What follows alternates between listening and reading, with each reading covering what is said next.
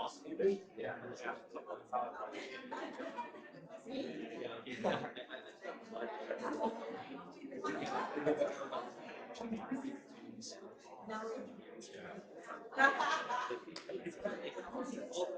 everybody. Hello, welcome. We're going to start. My apologies, we're 5 minutes late, but we're going to start now. I'd like first to welcome you and to thank you for being here.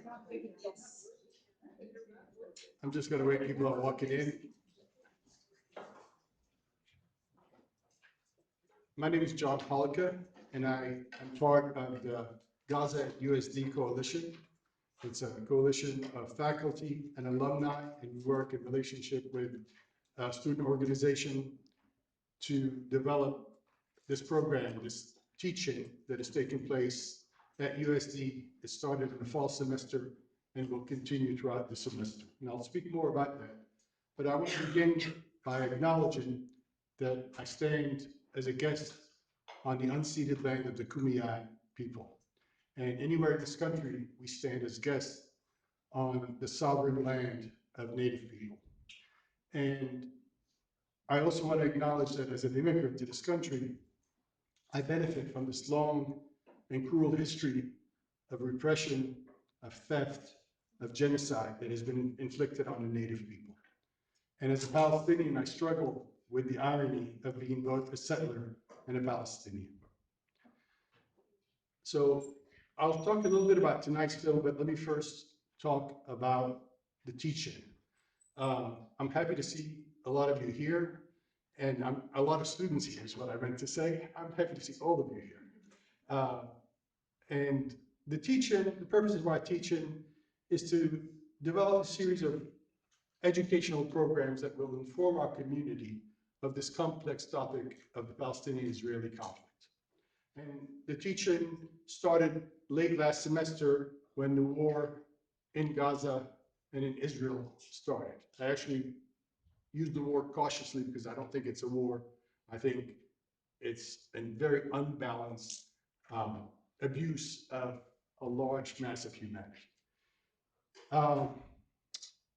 We developed 3 events last semester, a lecture by Farid Al-Banur from San Diego State, and 2 panels discussions, one that explored different histories, overlapping histories of Zionism, and one that explored the ideas of 1-state, 2-state, and 3-state solutions. This semester, we plan to continue with a series of events starting tonight with this film, 1948, Creation and Catastrophe. The co-producers, directors of the film will be with us in a bit, and they're going to talk afterwards. And I'm going to let them do most of the talking about the film. Next week, I'd like to invite you to come on Wednesday, the 28th, from 4 to 6 p.m. There's going to be a lecture by Professor Jonathan Graubart from San Diego State University Department of Political Science. He'll be talking about his new book titled Jewish Self-Determination Beyond Zionism, Lessons from Hannah Arendt and Other Pariah. It's a really interesting book. It's a very complex book. It's a very timely book. There's also going to be a series of events starting in March 5th. There'll be a screening of the film Gaza Fights for Freedom. On March the 12th, there'll be a panel discussion that explores resistance and survival from various indigenous communities. And there'll be 4 panelists speaking. The spot hasn't been confirmed yet, but hopefully it'll be in this room. There'll be a number of other events, so please keep an eye out on the flyers. If you're on our mailing, if you're not on our mailing list and you'd like to be on the mailing list, please give me your name and I'll make sure that you're on the mailing list. So at the end of the film, Ahlam and Andy, the co-producers, will be here and they're going to talk for a bit about the film, and then we'll open the floor to questions. We will pass around for anybody who wants questions when they're talking, a bunch of index cards, and you can please write your questions, and then we will read them.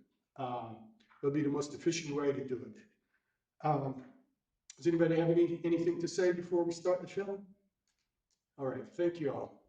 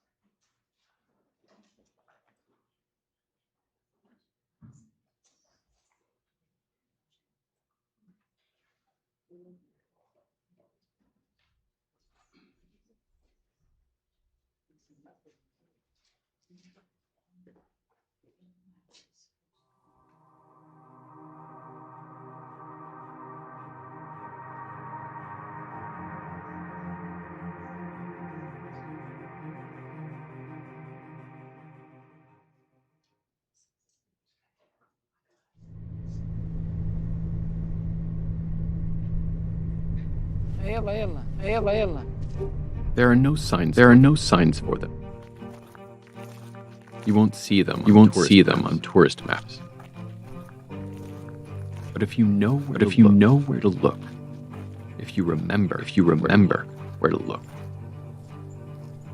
you can find them. You can find them, and hundreds like them across Israel.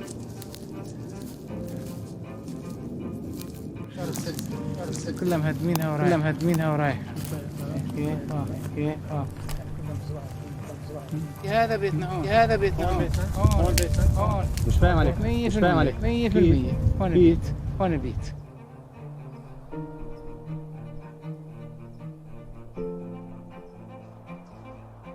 To know the stories of these ruined towns and villages is to understand the heart of the Israeli-Palestinian conflict.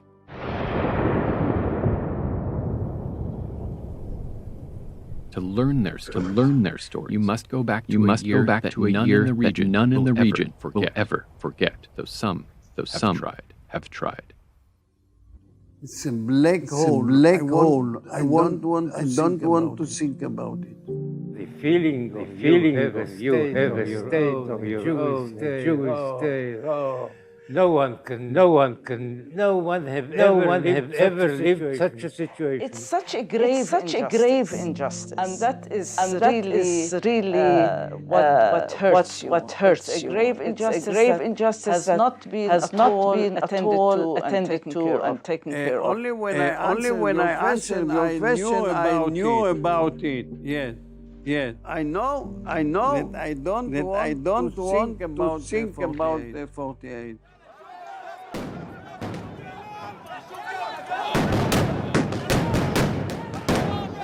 The Israeli-Palestinian conflict can seem impossible to comprehend.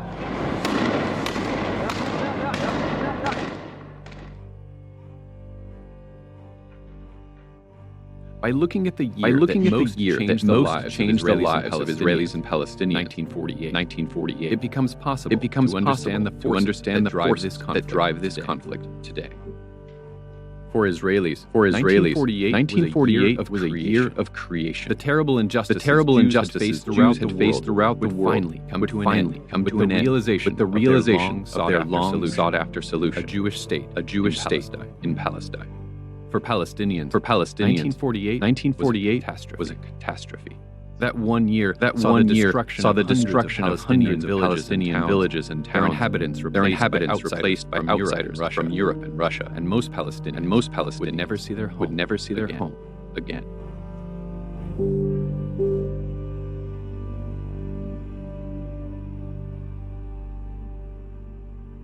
In the 1800s, Jews across Europe and Russia suffered persecution in many forms. Racial stereotypes of Jews were rampant. Movements called for boycotting Jewish businesses. In many places, Jews were not allowed to attend universities, were forced to live in certain neighborhoods, and were prevented from entering roles in government.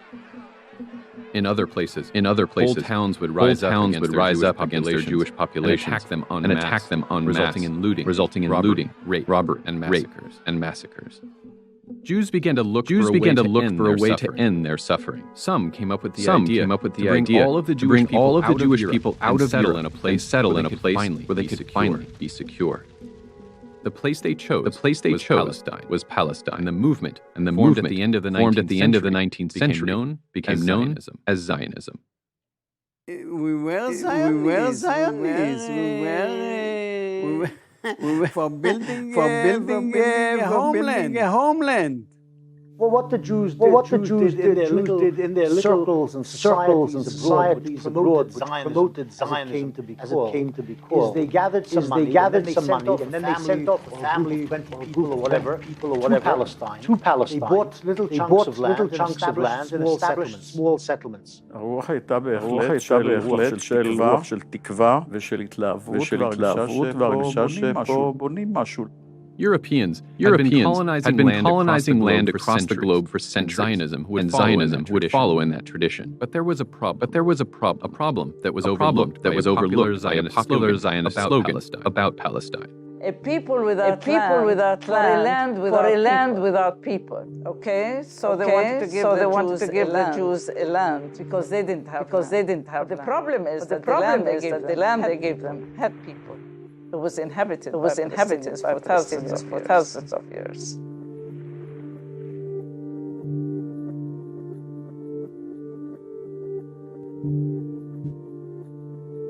When Zionist settlers began arriving in the 1880s, the Palestinian population already numbered around 450,000 Arabs and 20,000 Jews. كانوا اليهود موجودين يهود حقيقيين من اليهود الغير متطرفين يعني كانوا مستقيمين وكانوا يعرفوا إنه أنا إلي حق إني أعيش هون مثل ما إله هو حق يعيش هون. لما اجى هذول تبعين الغرب اني اللي خرب الدنيا وهجرونا. During World War I, the Zionist movement scored a major victory. The British Foreign Secretary Arthur Balfour declared support of a national home for the Jewish people in Palestine. A few weeks later, the British Army conquered Jerusalem and began implementing the Balfour Declaration. In the early years of the movement, calls for removing Arabs from Palestine were not often made publicly by Zionist leaders. But as larger and larger groups of Jews began arriving in the country, discussions about encouraging the native population to leave, by purchasing their land or through other means, began to spill into the open. In the 1920s, thousands of Arabs became homeless after Zionists purchased their land out from under them by making wealthy landlords from nearby countries. The rise of Hitler in the 1930s led to a massive Jewish immigration to Palestine. The Arabs watched the arrival of more and more Zionists, saw the growing number of those who had lost their homes, and heard pronouncements by some Zionist leaders they had plans to one day outnumber the Arabs. The Arabs revolted. In 39 they revolted against the British Zionist presence. The leadership of the Zionist movement and the leadership of the Palestinian Arab population. They both have made the same diagnosis of their situation, and this is what they understand. That the establishment of any Jewish state in any part of Palestine where there was going to be a Jewish majority necessarily required the large-scale displacement of Palestinian Arabs. Early Zionism thought actually buy the Palestinians out. You can buy bits of the land here, push them out, gradually push them into Transjordan. By the mid-30s, key figures within the leadership realized the only way to do it is to do it on mass scale, to engineer it. In 1940, Joseph Weitz wrote in his diary, the only way is to transfer the Arabs to neighboring countries, all of them. Except perhaps Bethlehem, Nazareth, and Old Jerusalem. Not a single village or a single tribe must be left. As the Second World War broke out, flight from Europe only became more desperate. Yosef ben Eliezer ended up in Palestine after being forced out of Poland by the Nazis. We were ordered to go out on this standing around us, and mothers with children, old people, handicapped, everyone, a whole mass of moving towards the river Seine. And everywhere, search for all valuables taken away from us. Poland, we were 25 children in my class. Two of us remained after the war. All the rest were killed. I had a view that we're fighting for survival, and that we will not fight, we will experience a second Holocaust, which may be not objective, but that's what I felt at the time. In Palestine, even before World War II began, it was clear that war was on the horizon. After crushing the Arab revolt and exiling the leaders of the Arab community, the British decided to take some action to address the concerns of Arabs in Palestine. And this pushed the British into gradually stopping Jewish immigration. What this meant to the Jews was the path of achieving statehood through gaining a Jewish majority was blocked. At the time, there were two Zionist militias in Palestine. The Haganah was far larger and better equipped, but the Irgun was more radical. The Irgun refused to accept the British decision to restrict immigration into the country. So we started to fight again.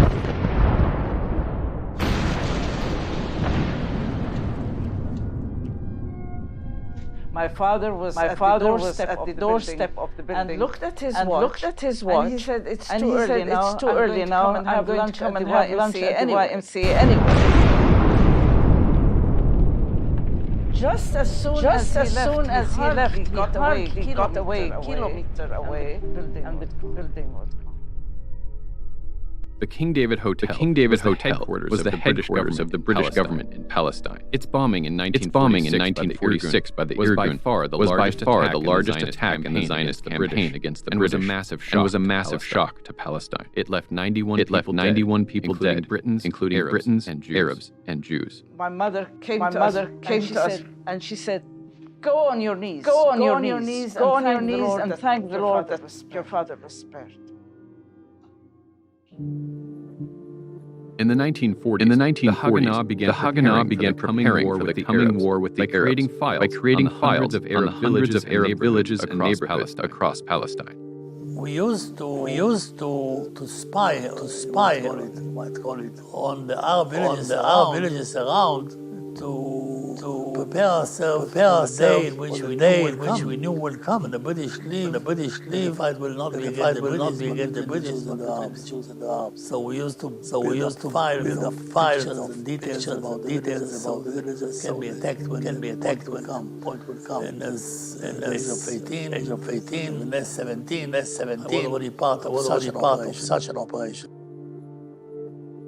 In 1947, the British gave up on trying to find a solution between the Zionist settlers and the native population.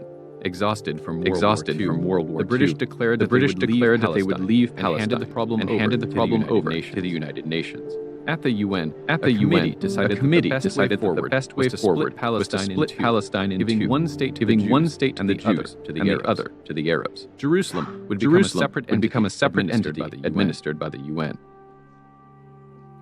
The Jewish community in Palestine had skyrocketed throughout the Zionist movement. But in 1947, it still only represented one-third of Palestine's population and owned less than 7% of the land. The United Nations partition plan called for giving 56% of the country to the Jewish state. This proposal shocked the Arab community. Not only would the Jews receive over half of Palestine, but they were also receiving most of the land suitable for farming. Nobody felt that this was a fair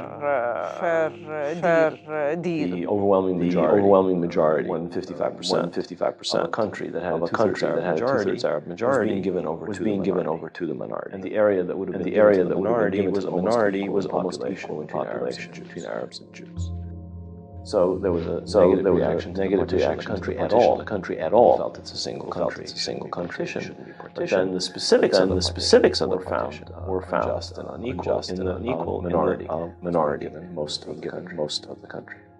But in the wake of the Holocaust, world leaders felt compelled to do something for the Jewish people. In the United States, President Truman was facing re-election and intense lobbying by Zionist leaders. As a result of those pressures, he began supporting the UN partition plan. Truman, you might say unleashed American diplomats to threaten certain countries. So you change your vote or else. And it worked. The vote passed. The vote passed to have partition. That's it, ladies and gentlemen. Partition passed. 33 to 13. And is this crowd excited? They're starting their horror dances now. All over the square, little circles are forming. People are crying and shouting and whirling around in the wild horror dance. The only time I remember in my life is I really seen total happiness. Everyone was dancing, everyone was happy. Because it was dream fulfilled. ההרגשה של היישוב כולו הייתה של שמחה גדולה מאוד. הייתי ברמת יוחנן. כולם רקדו בחדר האוכל, אני אפילו לא יצאתי. I disliked it from the beginning. I disliked it. כי ידעתי שאחרי ההחלטה הזאת העניינים לא יסתדרו ותהיה מלחמה. And they said, we are not going to accept this. We're going to fight because this is our country and we're not going to leave it. And we're not going to let anybody take part of it even. Jerusalem rioters in many parts of the city. Casualties amount to more than a score, killed on both sides. But Palestine's most critical period has yet to come. With British troops away from the trouble center, it remains to be seen whether a full-scale war will materialize. بدنا سلاح نقاوم فيه. صار كل واحد يتبرع باللي عنده. فكنا نطلع على الجبل نقابل وين بيجي طريق اليهود علينا وانا من الناس اللي اخذوا بارود الخليانية مع 5 فشكات. Now when we came to a village, and then was a barrier of stones. I was afraid. I had all a bus on my responsibility. Then they began to try to climb on them. And I shot. And I hit. Maybe three, four. I don't know how many. في يوم من الأيام اجت مجموعة يهود ودخلوا البلد في الليل ولغموا بيوت ونسفوهن قتلوا أهلهم. ومن هناك بدأت المعركة بين أهل البلد وبينهم يعني. فصاروا البلد يفتروا أسلحة وقاوموا. Because the British ran the government of Palestine, neither the Jews nor the Arabs had an official army. However, by 1947, the Haganah of the militia of the mainstream Zionist had become a well-developed force of 35 to 40,000 fighters, nearly four times more than the poorly equipped Arab militias. The only Palestinian leader at the time was someone named Abdul Qadir al-Husseini. And he was quite effective in rallying people to his cause. Oh, he was supposed to be recognized. He had a big following. He was a fighter. A freedom fighter. اليهود كانوا يعملوا انفجارات. تعلمنا منهم الانفجارات. صاروا يزتوا تفجيرات. براميل من شارع يافت الأبي من فوق تيجي عنا يافت. فأخافت العالم. هذا الشيء اللي خوف العالم. صاروا يهربوا. أيوه. Haifa Refinery was one of these rare cases where you had Jewish and Arab workers working together. So the Urgan members drove by the oil refinery one day and threw a bomb into a group, a rather large group of Palestinian Arab workers standing outside the break. The Palestinians then responded against the fellow Jewish workers. صار معركة بالريفينري راح طرب من اليهود القتلة. There was a revolt there, and the Arabs said about the Jewish workers. We got called out there. Terrible disaster. Bodies all over the place. ואז יצאנו לפעולת תגמול נקרא לזה, לכפר ערבי שנקרא בלד אל-שרט. ירינו, הם ירו עלינו, נהרג שם בחור על ידי, אני ועוד חבר, הוצאנו אותו, לא היה לנו אפילו אלונקות, אלא על הכתפיים. The retaliation at Balad left dozens of Arab men, women, and children dead. It had been 4 weeks since the announcement of the UN partition plan. The British had announced that they would complete the evacuation of Palestine on the 15th of May. Zionist leaders began preparing for a Jewish state. On March 10th, the Haganah adopted Plan D, also known as Plan D. This plan outlined an overall strategy for the Jewish militia. Its stated goal was to prepare the coming Hebrew state to defend itself once the British army had left. But historians strongly disagree about the intentions of the plan. It's geared, and it says that it's geared, securing the Jewish state and the border areas and the main roads between the Jewish urban concentrations, securing the Jewish state in advance of the Arab invasion. It's completely ridiculous. It's very clear that it was a plan not just to take over, but to empty of their population all of these villages and cities. Now, were there people who understood writing down on paper, we will expel this population? It's probably not a wise thing to do. But was there clear intention implemented to the letter to expel the population, and more importantly, not to let them return? There was. The most important part of Plan D was the set of orders that came outside of Plan D. The orders were strikingly clear and unambiguous, and used the word letaher, which is to cleanse, destroy, which is to expel, which is legaresh. I think the role of the historians is to fuse military orders with the plan itself, and then you get an idea of the intention and the implementation.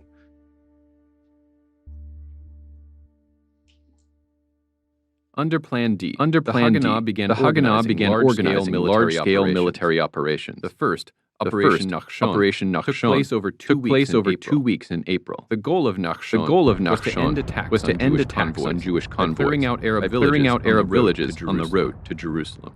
The villages were defended most cases by forces, maybe 30 people, 40 were not trained, were not defended by trenches or things like that. And the conquest, in all the places that I participated was an easy game. During Operation Nachshon, the Haganah captured the strategically located Arab village of Kastal. Arab fighters attempted to retake the village in a counterattack led by Abdul Qadir al-Husseini. He came with a huge number of people, and they started to climb up the mountain. And so we shot. One of us, I think it was Nelson, killed Abdul Qadir by mistake.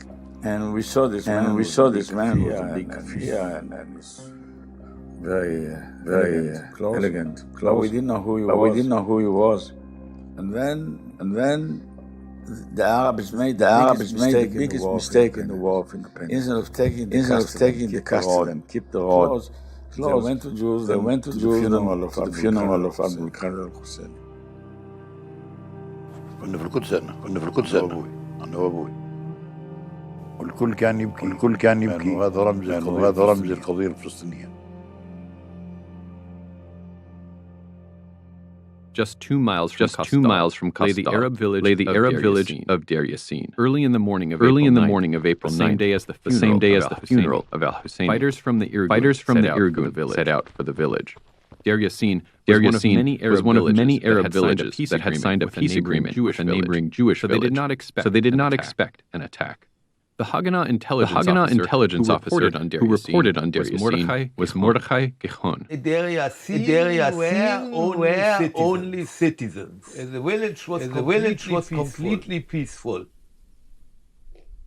أخوي رحمة الله عليه محمود سمع الصوت وضرب من أكم منطلق يعني 12 ساعة متتالية وهم يقتلوا اليهود. A number of Arabs died resisting the attack, but a far larger group lost their lives well after the battle had ended. In all, Jewish fighters killed about 110 Arabs at Deir Yassin. Most of them, women and the elderly. People were mutilated. Hand grenades were simply thrown in the houses. Women and children were killed. Bodies stuffed down wells. Jewelry stripped off, fingers cut off, earlobes cut off. رحت أنا ماشي بارك الحيط مش من الشارع الرئيسي من البساتين. الفرن إله شباك على جهة اليهود في الفرن والنسوان قاعدات على الأرض كل واحدة على راسها وبيقولوا للفران ارمي ابنك بالفرن. اسمه حامد. قال لهم أنا ما برمي ابني. قال له شوي هم ضربوا الحاج حامد على راسه ومسكوا الولد رموه بالفرن. أنا شفت هالمنظر.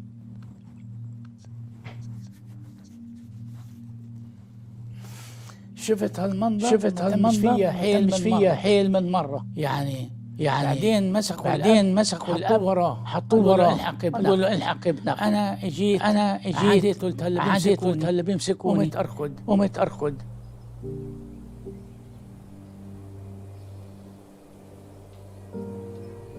After the massacre, they took people which remained. They took them in a car and went through Jerusalem.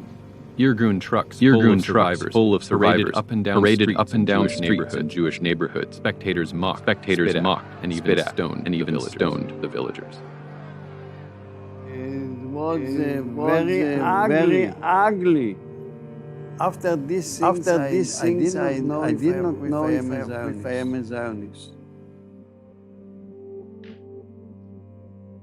After the attack, the Haganah sent men to cover up the atrocities. They came to me, gave me a platoon of soldiers, and told me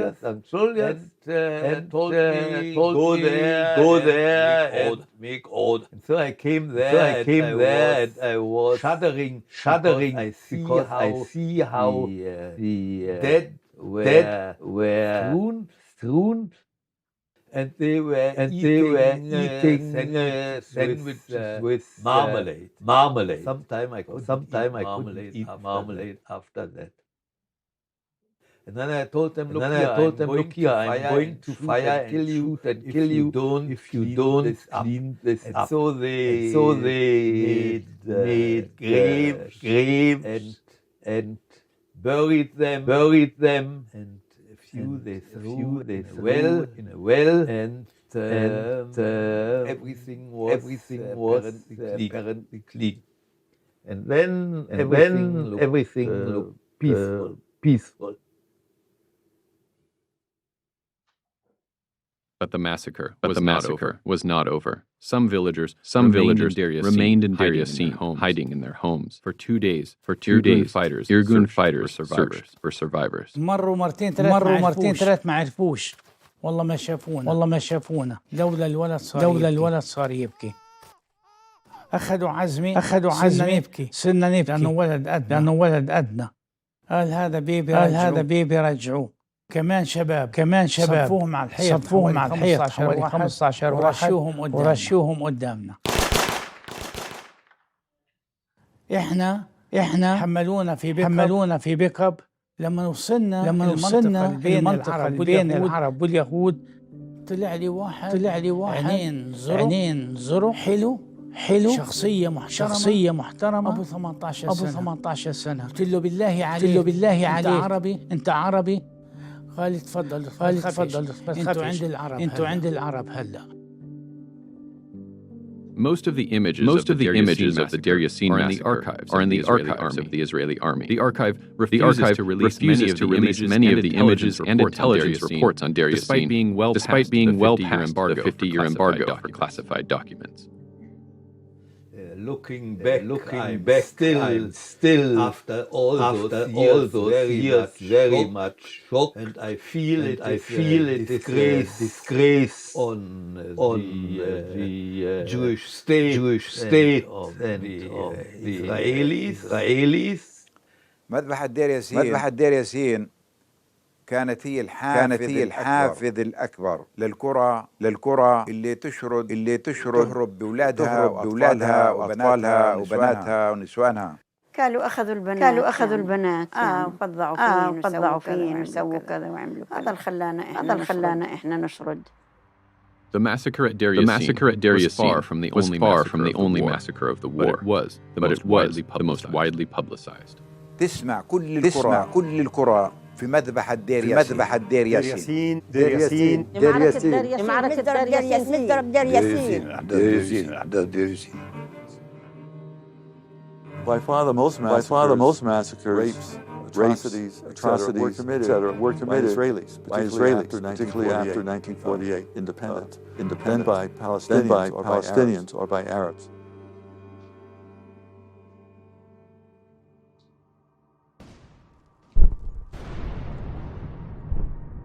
The Jewish offensive continued. The normal procedure was the Haganah would begin by a short barrage of light mortars. Most villages were within Titus orchard. So we could come closer by between the trees of the orchards. As we deployed the width of the front with my platoon say in front of the houses. We gave 1 minute coordinated shot whatever weapon we had and stormed.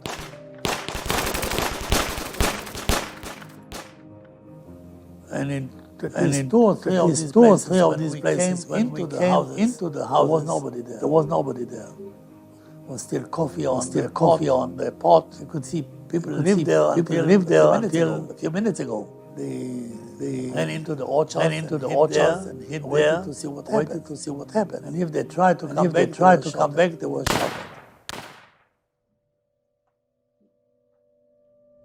Haifa was the second largest city in Palestine, and its port served as the main exit point for the evacuating British army. So there were a large number of British troops there. Well, Haifa was a mountain, straddled Mount Carmel. The Arab population lived down at sea level. So there was a lot of shooting guns, sniping, rifle fire, and bombs and things. واستمر واستمرت الاشتباكات بيننا وبينهم لليهود. بهاي الفترة اليهود دمروا بيت المنجرة اللي كنت أروح ألعب عند منجرة بيت حمود. دمروا البناية تبعتهم. دمروها لغموها ودمروها. بتصور دمروها لأنه كانت أعلى من البنايات تبعت اليهود. فكان يطلع منها قمص واشتباك. وجابوا سيارة مفخخة طوعا عن مطعم فجروها وراح 9 قتلى و20 جريح. مثل هذه شغلة هذه سيارة مفخخة هاي ما كنت راح أروح فيها أنا. اجى ابوي اخذنا كلنا اولاد عمي واولاد عمي واولاد عمتي. ما خلى حدا يلا شو في؟ قال يلا سكرت المدرسه. اخذنا واذا في اشتباكات بيننا وبين اليهود. On April 19th, the British decided to pull out of downtown Haifa. Just hours after the withdrawal was complete on the 23rd, the Haganah went into action. The operation with its very ominous name, cleansing the leaven, is the bread that is left before Passover. As a Jew, you are supposed to clean the last crumb. If you apply it to people, you understand that they cleanse every person who lived in Haifa. The Jewish attack on Haifa was accompanied by a massive, indiscriminate bombardment by mortars. The Haganah also used loudspeaker trucks to broadcast recordings of gunfire, explosions, and calls to flee for your lives. This tactic was used in many places by Jewish militias in 1948. كانت تمشي دبابة بأربع عجال لأولاد صغار الحريم يخاف العالم يخاف كله خداع لأنه كانوا بدهم يطلعونا In Haifa, the Jewish attack continued. Unlike in other towns and villages, Haifa's mayor, Shabtai Levi, actually pleaded with the Arabs to stay. And he said, don't leave. We want you here. You belong here. Don't leave. But there's no reason for them to believe. So you had one person pleading to say, but what they were hearing from all sides, and they had to defend themselves was that they were going to be massacred. This British intelligence report describes the attack on Haifa. There was considerable congestion outside the east of hysterical and terrified Arab women and children and old people, on whom the Jews opened up on mercilessly with fire. We went out near the airport, what we call the trade school bullet, and we could see these poor old convoys of Arabs, cars and vehicles all going up to Lebanon. Very, very sad. Very sad.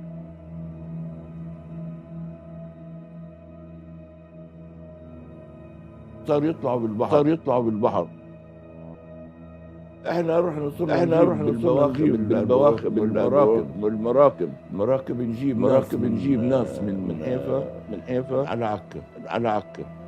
اليهود عندهم بوارق حربية يضحكوا علينا يضحكوا انه شو يعني طلقتين ثلاثة بروح له شيء كذا.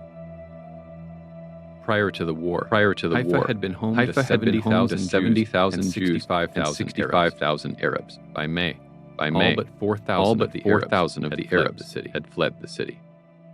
We wanted to intervene in it. We weren't allowed to. Simple as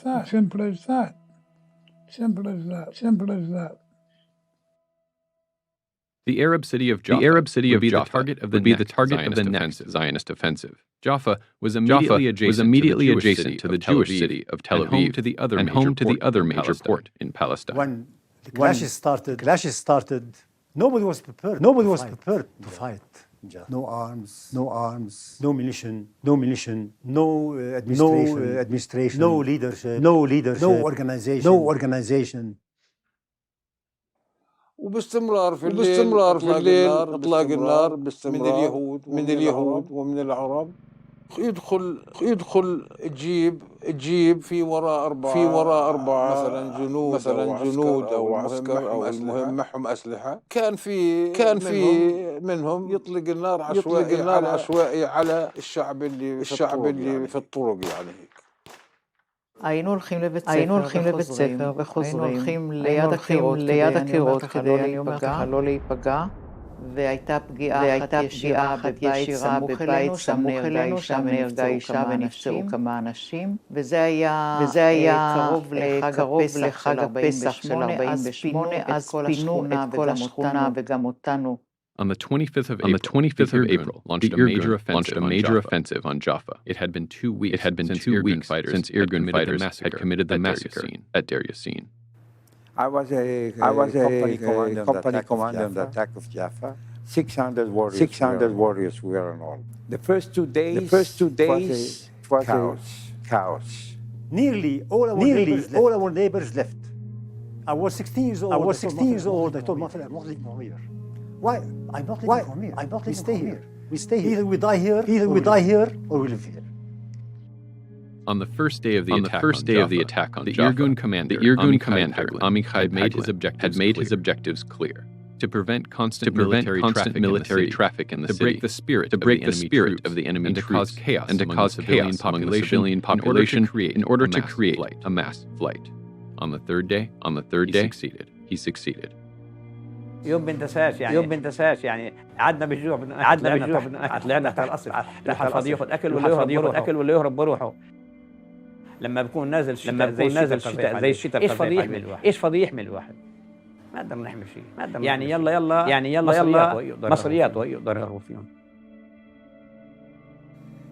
4 or 5 mortars were down in front of our home in the old city of Jaffa.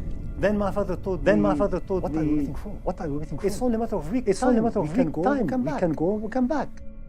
The people of Jaffa left half by force, I would say. The Etzel used to bomb Jaffa again and again. People ran away. We also told from mouth to ear that if the Jews will enter, it will be a terrible slaughter.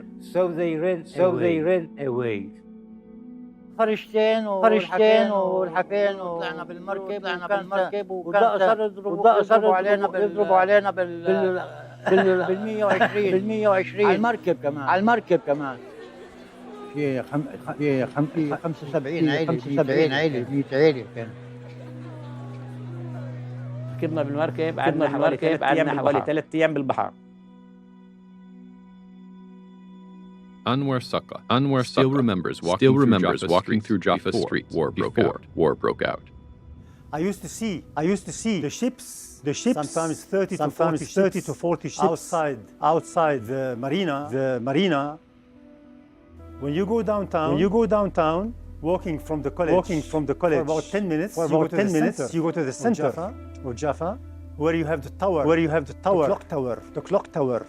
Then you go down to a main street, fashion street, where fashionable boutiques existed. There were also in Jaffa cinemas.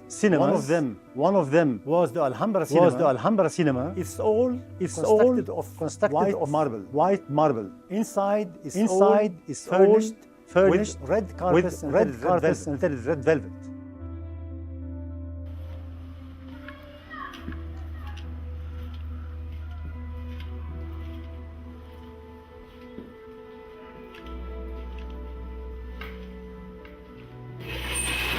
Today, at his home in a refugee camp, Yusuf al-Arwadi still keeps a collection of documents to remind him of his life in Jaffa.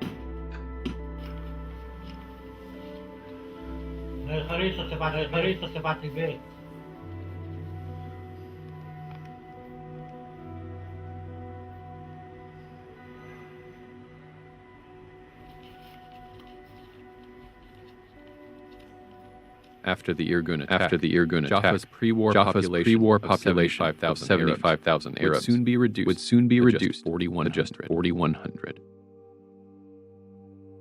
It's not easy when you found yourself in a moment,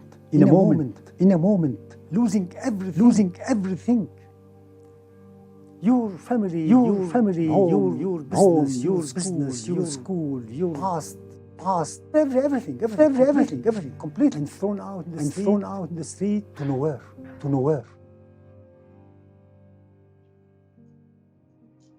In late April and early May, the Haganah launched a series of additional operations across Palestine. In a few places, Arab fighters managed to organize a strong defense. And there was one very crucial fight on San Simon, which is a monastery, Jerusalem. We fought, and they were winning. Some of the wounded people were lying on top of dynamites in case we have to withdraw. We cannot take all of them. They will kill themselves. And then at the end there was something happened that no one knows what.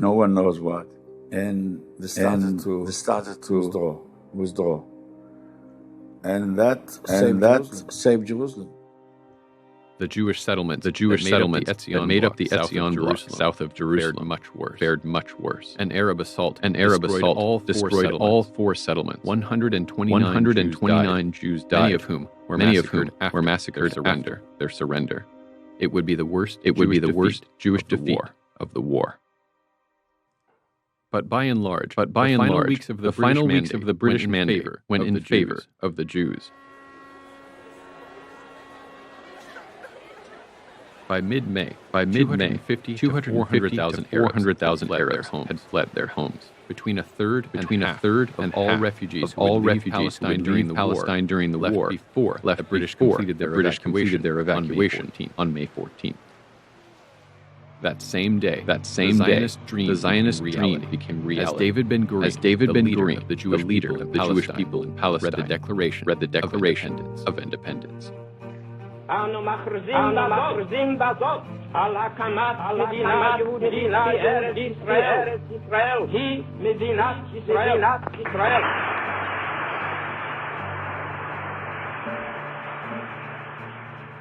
With the declaration of the Jews of Palestine would now be called Israelis. The Arabs of the country would continue to refer to themselves as Palestinians. Massive celebrations broke out in Tel Aviv, but many Israeli fighters had a different reaction. In the declaration of the state, I was not happy.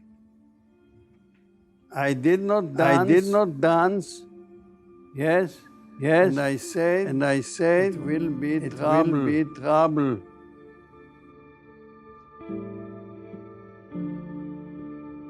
With refugees pouring into their countries, Arab leaders could no longer ignore the crisis in Palestine. The day after the British left, units of the Egyptian, Jordanian, Syrian, and Lebanese armies entered the war. There was a strong sense of fear. We knew that we don't have airplanes, we don't have tanks yet. This week's news includes pictures in Palestine taken from the Arab side. They show troops of the Arab Legion consolidating gains in the Jewish district of Jerusalem, where much of the heaviest fighting in recent days took place. Fires continued to add to the very considerable destruction already caused in the city. And at this time, at any rate, there seemed little prospect of calling a halt to the Arab-Jewish war. It turned out that there was one period in the war in which the Arabs had a superiority of power. That was in May, when the Arab armies invaded Palestine and had weapons which didn't have an answer. But the general notion among Israelis, especially veterans, the whole war was like that. But if you calculate, as we did, the number of troops just in the Palestine theater, there are more Israeli fighters than there were Arab fighters. The armies that these states had were very small. They were poorly trained because these states have been occupied by European powers, either the British or the French. The best troops were the Jordanian troops, the Arab Legion. Abdullah of Transjordan had made a deal. He wanted the West Bank would have been allotted to the Palestinians. He wanted that for himself. And he promised them not to attack. The Zionists agreed with that. Except for the battle for Jerusalem, which was the Israeli army didn't really have to worry that much. A Jordanian attack.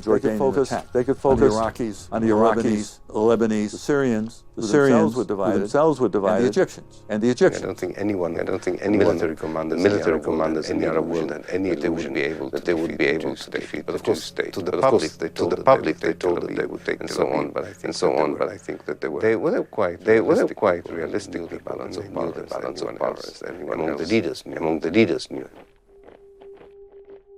The intervention of the Arab armies did not stop Palestinian Arab towns and villages. The next day, Israelis began their final assault on the town of Acre. Palestinians boarded boats to flee the attack. قمنا الصبح لقينا عكا محتلة. والله طلعت مخ جوزي وابن عمي على الدرج ويشهد الله. أنا ساعتها ما عاد شيء وحل. It was the first time I saw the ugly part of the war. Until then, war was dangerous. But it was not ugly. في بنت عند خالها. أنا ما شفت بس أبوي وأمي شافوا قالوا اليهود فاتوا افتعلوا فيها وقتلوا خالة. ليش خالة حكى قتلوه. ولما صوتها تصرخ وخالها خافوا من الله ويصيح. أنا صرت كل أبويا بوطي صوتك يابا يجوا كمان بكفر ما يجي يابا يفعل فيك وأبوي عمره 70 سنة.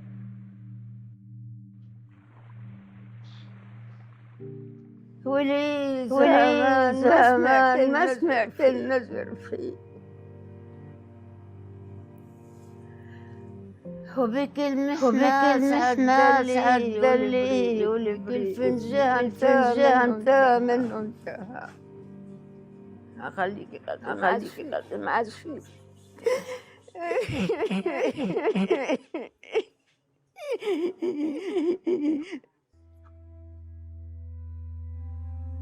We went moving around they was open and we entered under the table was a pair of small shoes. They were eating and somebody told them to go away quickly. He didn't have time to put on the baby. This part of the war I have seen it the first time. It's not a war of soldiers. It's a war of people, of children. And I started crying. The child needs shoes. We need to send the child to the child. Where can he be?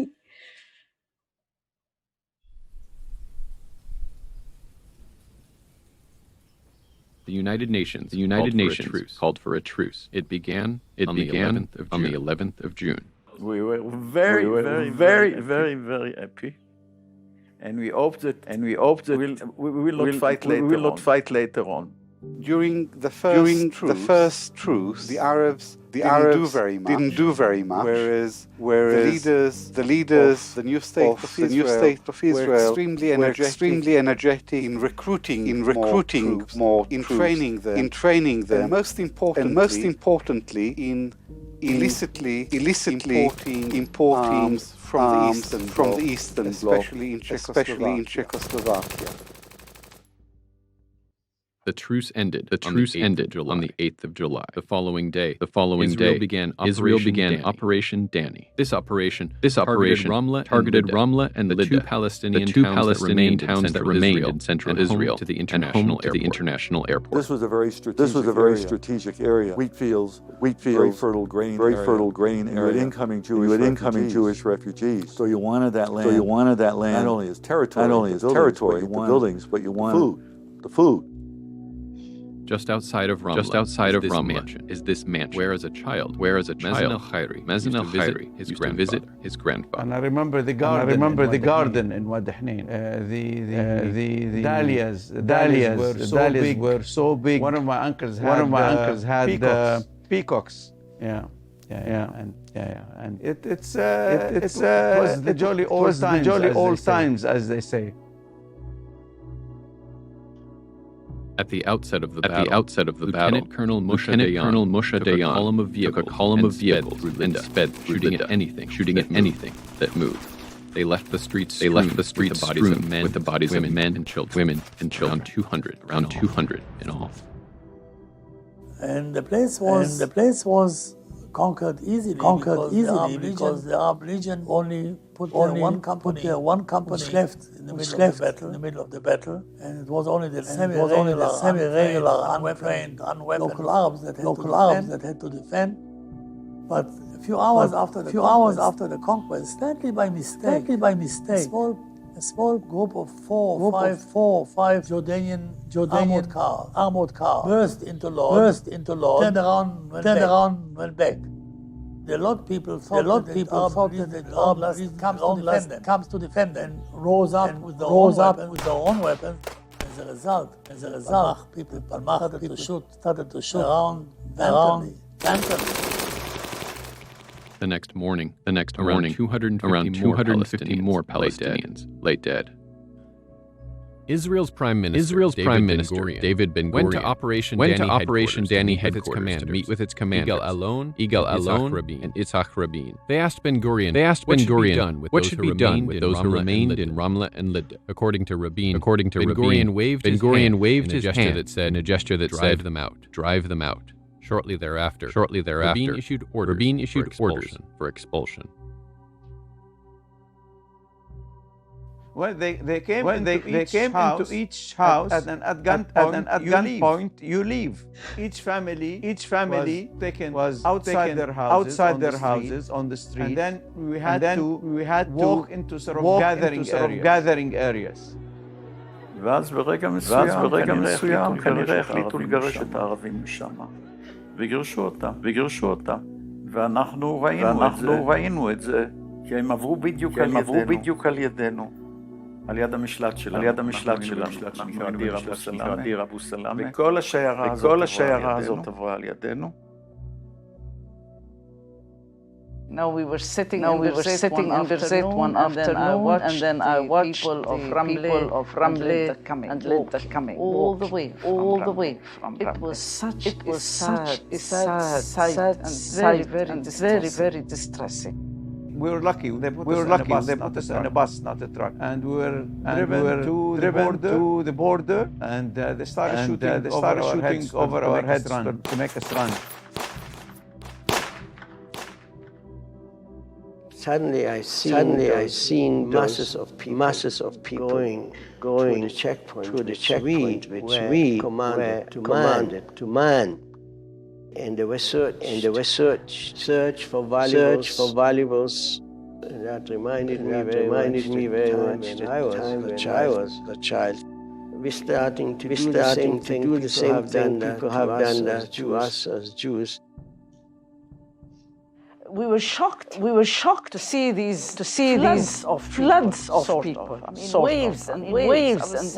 I was sitting in my room up on the second floor. We couldn't believe we had to run down and see what was happening. אנחנו היינו לא רק אני, כולנו היינו בדיכאון. אנחנו פשוט נזכרנו בגלות שלנו. אנשים הולכים לגלות, זה היה מראה מאוד קשה. וכולנו היינו בשוק. זה היה מראה קשה מאוד. Everybody. I mean, the school, the church opened their doors. My aunt opened the storeroom. Whatever was there. Started boiling eggs, boiling potatoes, making salad, and whatever. And they came just so exhausted. Some of them were even not coherent. The children died on the road. They couldn't cope with the walk. It was a very traumatic experience. A sight that I'll never forget. There were Arabs standing between Lud and Ramle. They want to get back to their homes, and I could know nothing. And I felt very strongly about it because I saw them standing there, no shoes, and now they have to start walking from someplace else. Then came the night, and at night, I don't know how many, 15 or 16, or maybe 10, I can't remember. Trucks full of people just came on the ship from the Holocaust, and they took over the town in 5 minutes. And so the whole country was there in 1 moment. Here are the Arabs who used to live, and here people who come from Auschwitz, and all that, and the one they took the city, and the Arabs had to go to Nablus and to Jenin and it's not that it's right or wrong, but it's just a fact. Prior to the Israeli attack, 50 to 70,000 Palestinians were living in Ramla and Lydda. Now, only hundreds remained. They took the elder member of the family. He was maybe at the time 70 years old. And the soldier took his wallet. I remember this very, very well. So anyway, they took more than the wallet. They took everything.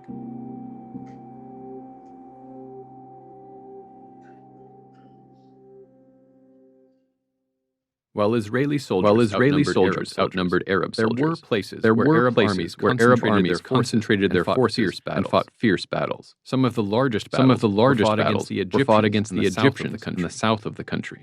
Kibbutz Yad Mordechai had fallen to the Egyptians in late May, and in July, a major battle broke out, and the Egyptians attempted to take an Israeli kibbutz called Negba. On all sides, there was a time when I think there were maybe 10 people still unwounded in the trenches. One after another, the machine guns stopped working. And there is so beautiful sight. Egyptian infantry advancing on us in a line, like in a movie. And we still had machine guns working. So they never reached us. Stopped them about 100 yards from us. In the north, Israeli units launched Operation Dekel. The main target was the large Christian town of Nazareth. But like most Israeli operations, Dekel also targeted Palestinian villages nearby. وهاجمون اليهود من طريق حيفا ونحن ما عنا قدر لا حدا يساعدنا من ناصري ولا حدا قدر يجي اضطرينا قاومنا هربنا تحت السلاح دخلنا الحرش حتى قدرنا نطلع سالمين حتى في احد منا صاوب. Soon after, Israeli troops captured Nazareth. The next day, the Israeli army issued an order to the commander of Operation Dekel to expel the population.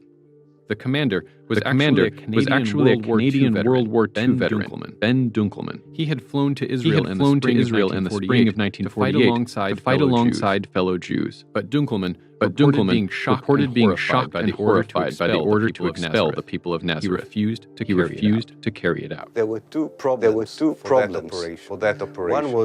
One was Nazareth full of refugees, villages that were already evicted. So the military commander realized that he would have to evict not only the people of Nazareth, twice the number.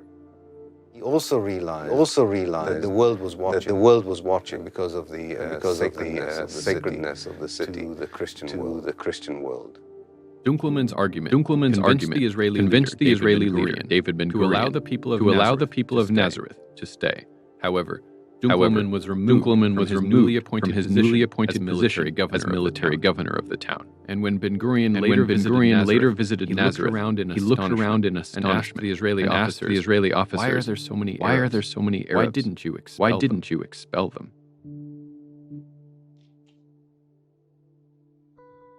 The second truce of the war began 10 days after the end of the first.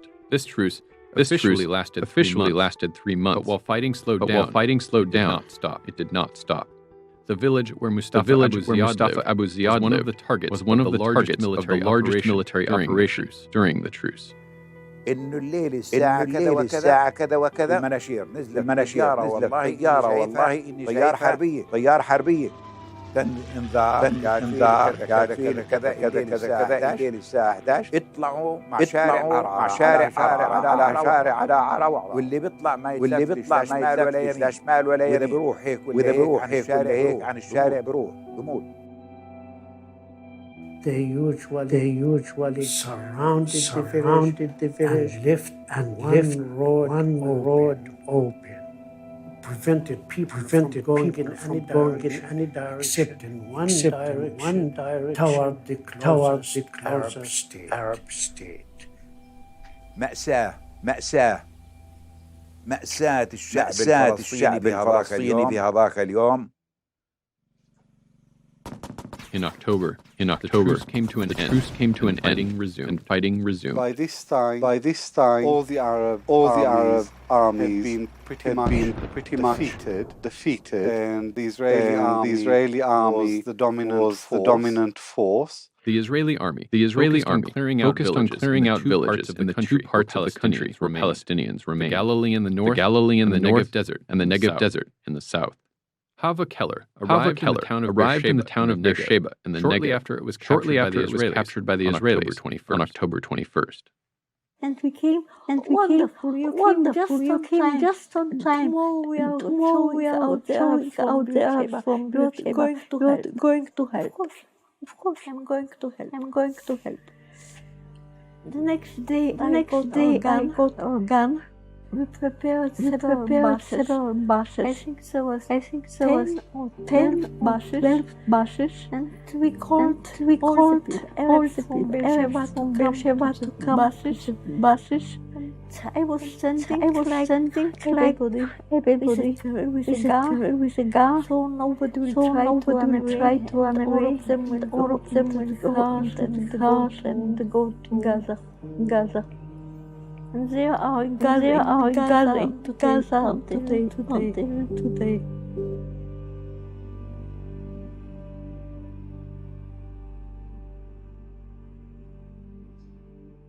Nobody had an idea that this is a complete expulsion. It's a kind of war which will stop one day and you go back home. Wars happened all over the world. Towns have been occupied. Countries have been occupied. When the war was over, people got back home. Why should we be different? Were this just an accident of war, then that accident of war would have been repaired within a few months of the implementation of by the return of these people. They were not allowed to return. החודשים האחרונים של המלחמה היו ניסיונות לא לחזור, אבל להסתנן. לקחת ציוד וכן הלאה. هلا بعد ما هالفال 7 اشهر مصاري الان مطلعين البلد فيها الشغل واواعينا اللي لابسينها مزعه. شو بدنا نعمل؟ الله ابوي لامي قال لنا نازل. كيف بدك تنزل؟ نازل على الكابري. إذا رجعت بعد يعني 15 يوم رجعت ما رجعت بتكون انقتلت. Then one day we got an order to take the jeeps and spread out and to shoot every Arab whom we saw coming back. And this is what happened. The thinking behind this was political but essentially strategic. Refugees would be fighting. They were the Palestinians. They were the Palestinians fighting against the Jews. And they said if we allow these back, they will overwhelm us as a fifth column, or they will overwhelm us demographically. In other words, there will be hundreds of thousands of additional Arabs, and they will become a majority or close to a majority if they return. So the Israeli cabinet decided not to allow them back. We now must conclude that there was a recognition partly that on the part of the early Israeli government that the displacement of Palestinians was necessary for what they probably viewed as the viability of their state. For me personally, it took the shape of an inner decision of myself. You wanted the war. Okay. Now you run away. You'll never come back. So the notion of having this land empty of Arabs was already part of my life. وأمي تبكي وتقول يعني ما في أمل قتلوا مات. It was a kind of manhunt in a way. I was very happy when Arab made it and disappeared beyond the hill. I was lying in an ambush. These were Palestinians who came back to the fields to reap the harvest. And one of them in the front was going in the front that the road is open. And I was lying across the road with a revolver in my hand, and he approached me. I stood up. He was a meter from me. He was so frightened that he embraced me. Then I became frightened. I didn't know what he has. A weapon, a revolver, so So I shot at him. And that's a very strange experience. He fell to the ground from my hand. So I was killing a man point blank, just right there. I didn't blame myself. I didn't have any feeling of remorse. No chance. I had to do it. It was natural. I should have reacted the way I reacted. So that's on the other hand. But I looked down and said, I said, poor fellow, you got it. بعد شهرين إلا إجا أبوي علينا نزل من ناحية الجبال وسقط على البلد وصل للبيت لعنا ولقى البلد كله مهدوم سقف البيت كله يعني الأرض نازل مثل ما كسر البطون ونشر الحديد وبحش الجورة طال المرتبان كب المرتبان وحمل المصريات حطم بعبه وطلع. The human costs of 1948 were high. 6,000 Israelis lost their lives in the war. Nearly 1% of the population. Records for Palestinian deaths were not, but historians have estimated them to be 2 or 3 times those of Israelis. In 1947, there had been between 500 and 700 Arab villages that eventually became Israel. When the dust of the war settled, all but around 100 had been emptied of their population. 700,000 to 800,000 Palestinians had fled their homes. About 8 out of every 10 Palestinians who lived in the area that became Israel. For decades after the war, the Israeli government claimed that they bore no responsibility for the flight of the Palestinians. Many Israelis still make this claim. We never wanted them to leave. Nobody told them to leave the area or otherwise. Don't tell me that nobody was forced to leave home. Everybody was forced to leave home. There is consensus on the fact that there was a large-scale displacement of Palestinians. There is also consensus on the fact that this displacement was forced. Some people fled out of fear. Some people fled because there were massacres. Some people fled because rumors were spread about massacres. And some people fled because they didn't just flee. They were actually expelled at gunpoint. All of this happened. What remains is the question of whether there was a plan of ethnic cleansing that was designed ahead of time and then systematically implemented during the 1947 and 48 war. And on this question, historians are divided. Now, the Arabs always maintained propaganda. This was a big expulsion. The fact is that most people simply fled zones.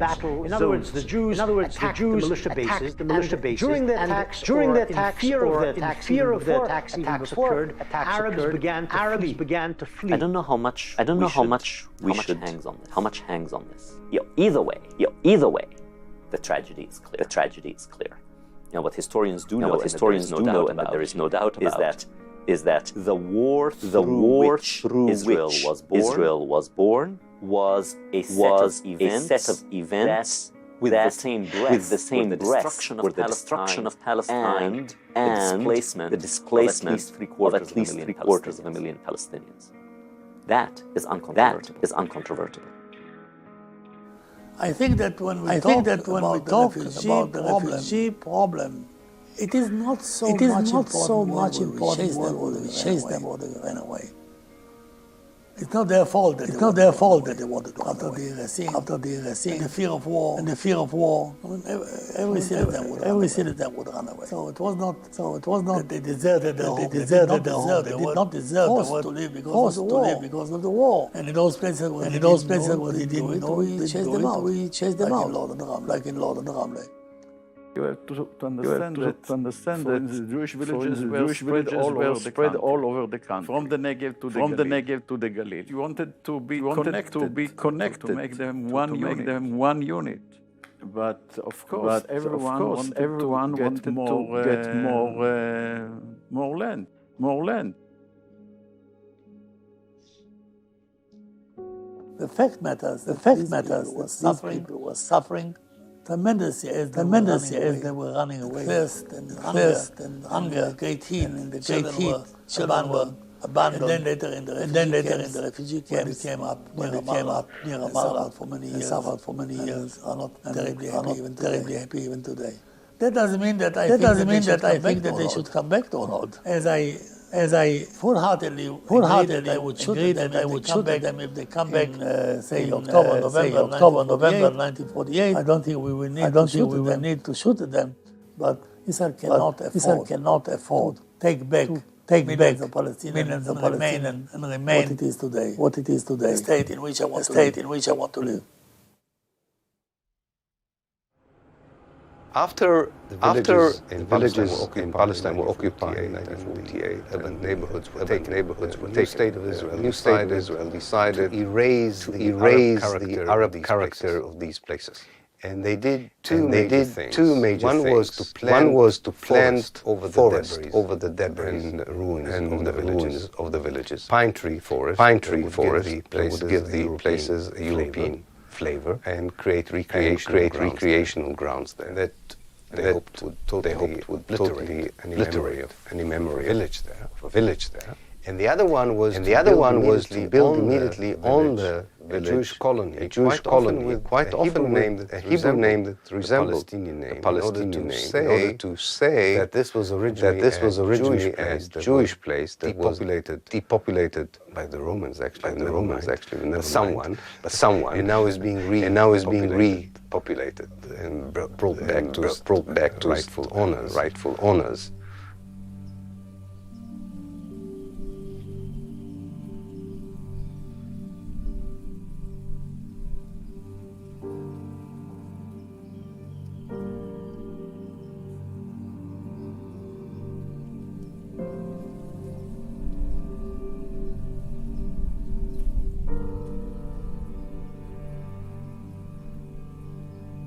So the story that the Palestinians not out of 400 villages lost their name is a true story.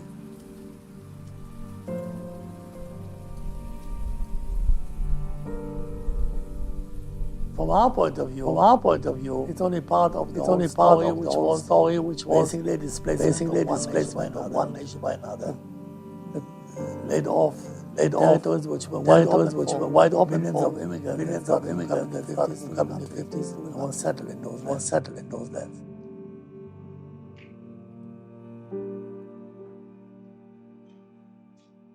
The war came to an end in 1949. On the 11th of May, the United Nations formally recognized the state of Israel.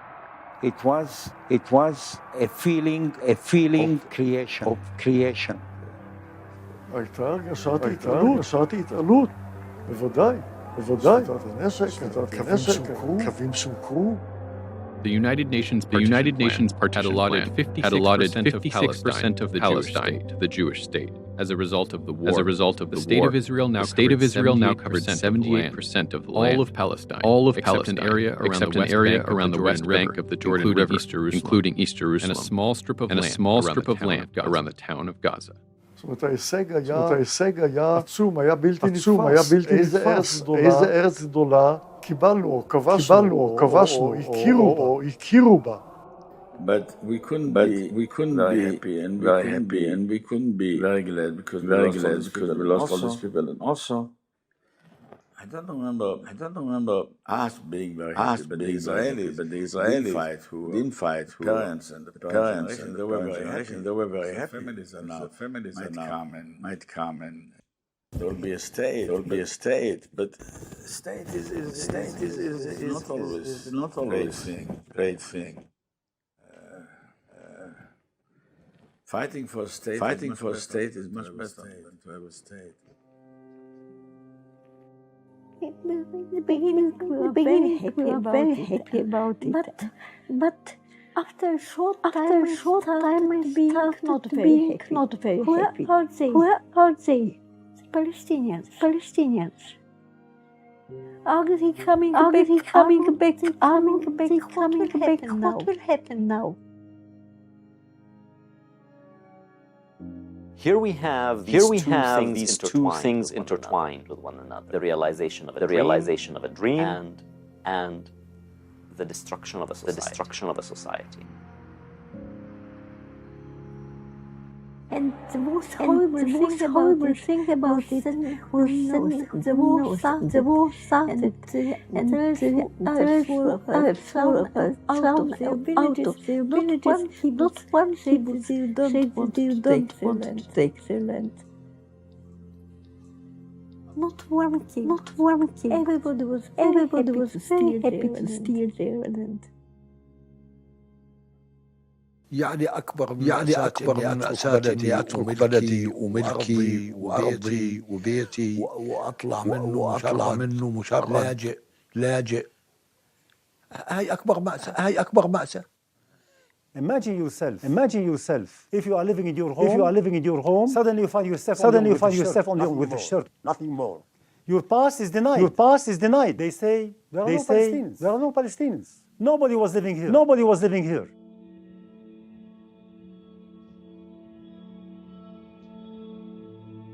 לא היו אפשרויות רבות. זאת אומרת, זה היה או אנחנו או הם, אם הם היו מנצחים, לא היינו אנחנו פה, ועשו, וכל נסיגה הייתה יכולה להיות סוף של מדינת ישראל. זה לא ש... אז זהו, אז אנחנו לא ידענו שמסכנים, אבל חיינו עם זה. אני לא יודע אם כולם ידעו, אני ככה הרגשתי.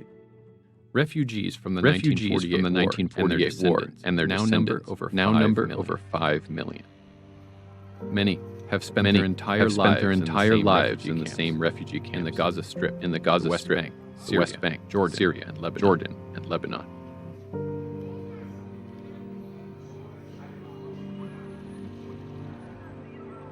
The tents have been replaced by concrete buildings. Living conditions have seen little improvement.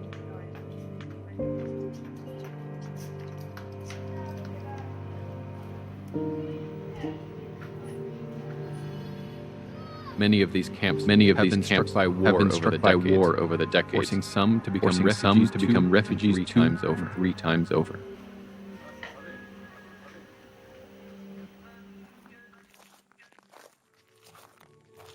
Even now, many Palestinians have not laid eyes on their homes since 1948. But some have managed to find a way back only for a few hours. 6 decades after the war ended, Hassan Zubaydi became an American citizen and was allowed to visit his village as a tourist.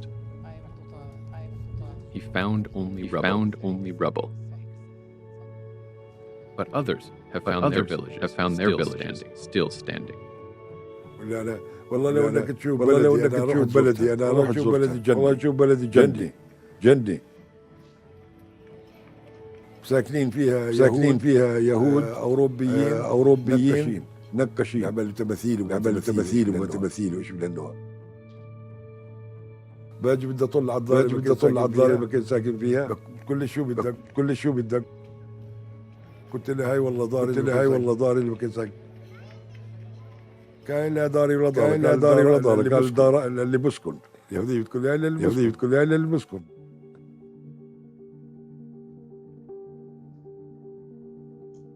The Zionist movement was successful in establishing the state of Israel, but the dream of a safe haven for the Jewish people has not been realized.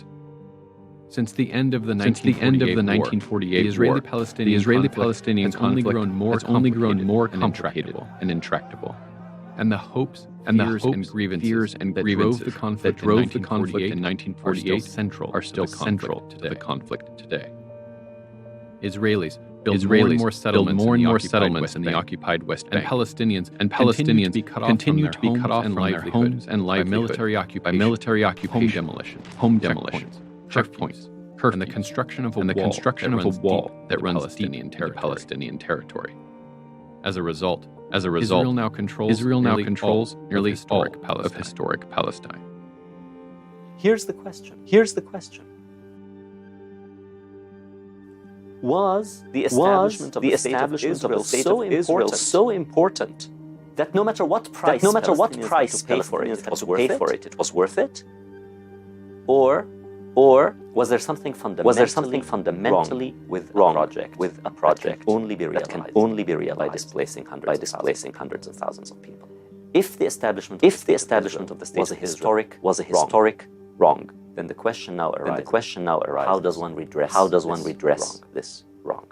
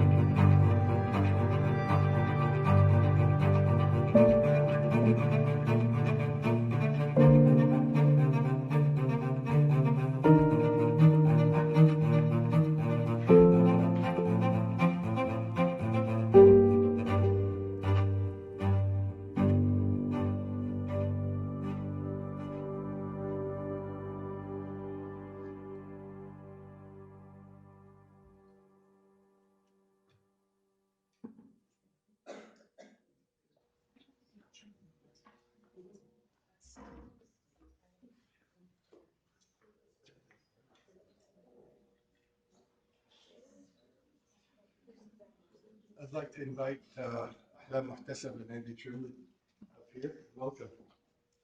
Let me get these lights on. That's what they say on the table.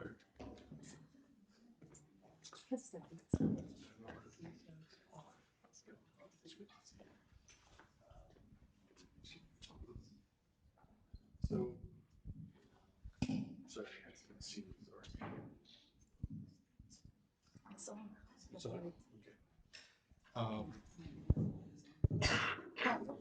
Okay.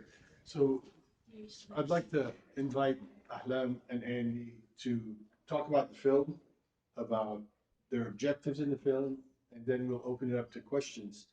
And if you'd like to talk about the continuation of this process of displacement and how it... Oh, I'm sorry. I said if you'd like to talk about the continuation of the process of displacement 75 years after the Nakba, that would be great. Let me move the table and you guys can sit comfortably. Would you like to sit behind the table or chair? Do anything. Yeah. We can even stand if you want. And while they're talking, if anybody would like to ask questions, one of my colleagues is going to walk around with some index card. And you're welcome to ask for one, write down your questions, and we'll read the questions at the end of their discussion. Can we turn on the lights? Yeah. I think it's I can see everyone. Thank you. Good evening. Yeah, I can see you all now. Well, first, thank you very much for watching the film. Thank you very much, Dr. Halakha, for inviting us and for all, the entities behind this event. We really appreciate it. And I would like to start by acknowledging that we are all here tonight are congregating on the indigenous, colonized, and ceded lands of the Komiai First Nation in what is known as San Diego, and that we are all continuing to benefit from this colonization. So if you don't mind, Andy, I could start and then you could take it later. So this film for me started from my years as a graduate student, and when I was at the University of Memphis doing my doctorate, I started thinking about Palestinian Nakba or diaspora stories and narratives, and their impact on a Palestinian diaspora community, in refugee camps, and how it impacted their collective trauma. So at that time, oh, that makes a difference. At that time, I was interested in cognitive narratology and, that kind of connection intergenerationally. So I started the actual work on this work and the field study in the refugee camps when I was a junior scholar at California State University, San Bernardino. And taking a social justice perspective, I decided to make a small-scale film, that could be used as a classroom resource. And I got some grants from a university. I bought filming equipment with, some limited, filmmaking skills, and I started my work first in Syria and Al Yarmouk refugee camp that doesn't exist anymore, actually. And then I went to Lebanon, and I worked for, I think, a week or 10 days, and then Israel invaded Lebanon in 2006, and I was, I just couldn't continue. I was stranded for 35 days, came back, decided to go again, and get, other grants and go back and try again. In 2007, I met Andy, and Andy actually had a compelling story for wanting to work with me, but on a slightly different documentary. He wanted to focus on the year 1948, which was not my original focus. And he made, as I said, a convincing argument, which I will actually ask him to share that argument. That made me, work with him and change the direction of my original film's, story or focus. So I got a bachelor's degree from just right here in town, SDSU, International Security and Conflict Resolution. And then I went up to University of Washington in Seattle, where I got my master's in Middle East Studies. And so throughout my education, I studied the Israeli-Palestinian conflict multiple times. And by the time I had graduated, I understood, the facts and the figures and the moments in time you're supposed to know to pass the test and get an A. I knew, all those facts, but I still didn't get it. Like, I couldn't wrap my head around why are people still killing each other.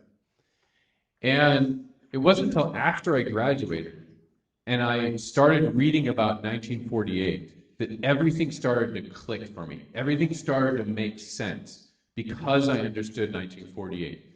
Not just the past, but also what's going on today, or what was going on then, which was home demolitions. You had building of the wall. You had all sorts of seizure of homes and taking over of land. And if you didn't understand what happened in 1948, you might think, for example, well, they're taking that home because those people don't have a permit. Of course they're going to take their home. But if you understand what happened in 1948, you realize that there is this decades-long process of taking land from one group and giving it to the other. And I realized that if I had gone through an entire graduate program and still wouldn't be able to wrap my head around this, how was the average person sitting around watching CNN or Fox News or MSNBC ever going to make sense of this? And so I said, someone needs to make a documentary, and no one else raised their hand, so it was us. We ended up, for this project, went through, we did 90 interviews in 7 different countries, 3 different languages. We did about 20,000 pages of research, collected 2,000 archival images, film clips, and documents. And then we edited that all down into the hour and 26 minutes that you just saw. When we started, I think we both knew it was going to be a very big project. I said to myself, this is the biggest project I've ever worked on in my life. I'm not going to be done until late next year. It was 10 years. It was a very long project. And the reason for that, there's many reasons for that, but one of the big ones is we really wanted to do the research and make sure that what we were presenting was reflected in historical documents, books, articles, etc., so we could back it up. We're not trying to tell some new story and some undiscovered thing. What we're trying to do is help people understand what the history says. And I hope that the last hour and a half has helped you do that a little bit. I think the last part was to connect it to what is happening today. I would like Yeah, because Andy mentioned some of that, this is kind of a primer for what is happening in terms of home demolitions, in terms of, bypass roads, in terms of the impossibility of a two-state solution, because of this constant, process of taking away lands from Palestinians and basically kicking them off or out. And that's actually now happening in Gaza. So, I mean, some people keep on saying in this country it's self-defense. Israel is just trying to get rid of Hamas, etc. But at the end of the day, what they are actually doing on the ground in Gaza is a very clear, continuation of that process of, taking more land and ethnically cleansing or ethnically expelling the Palestinians off the land. And without maybe the intervention of some countries, Palestinians in Gaza, 2.3 million, would have been actually now probably in the Sinai desert. There were plans already. I mean, Israelis from day one were talking about, creating a touristic attractions in Gaza, creating a port, etc. So that process was very clear, and it's continuing today. That now they are dividing Gaza into actually two main parts, and then dividing those parts into smaller parts, like they did in the West Bank. And that's again, to make conditions on the ground where it is impossible to talk about two-state solution anymore. And again, to drive as many Palestinians out of their lands as possible. So we can talk a little bit more once we have the questions, but that's just a quick connection. But this is very important to understand. When we did the film, of course, we didn't know this would happen, but when people, start talking about as if, out of a sudden we have October 7, you see that actually this has been, people say 75 years, I would say 100 years since the Balfour Declaration, of this constant process of genocide against Palestinians that has been happening over years and years, different forms and shapes, and different campaigns culminating to what we are living today.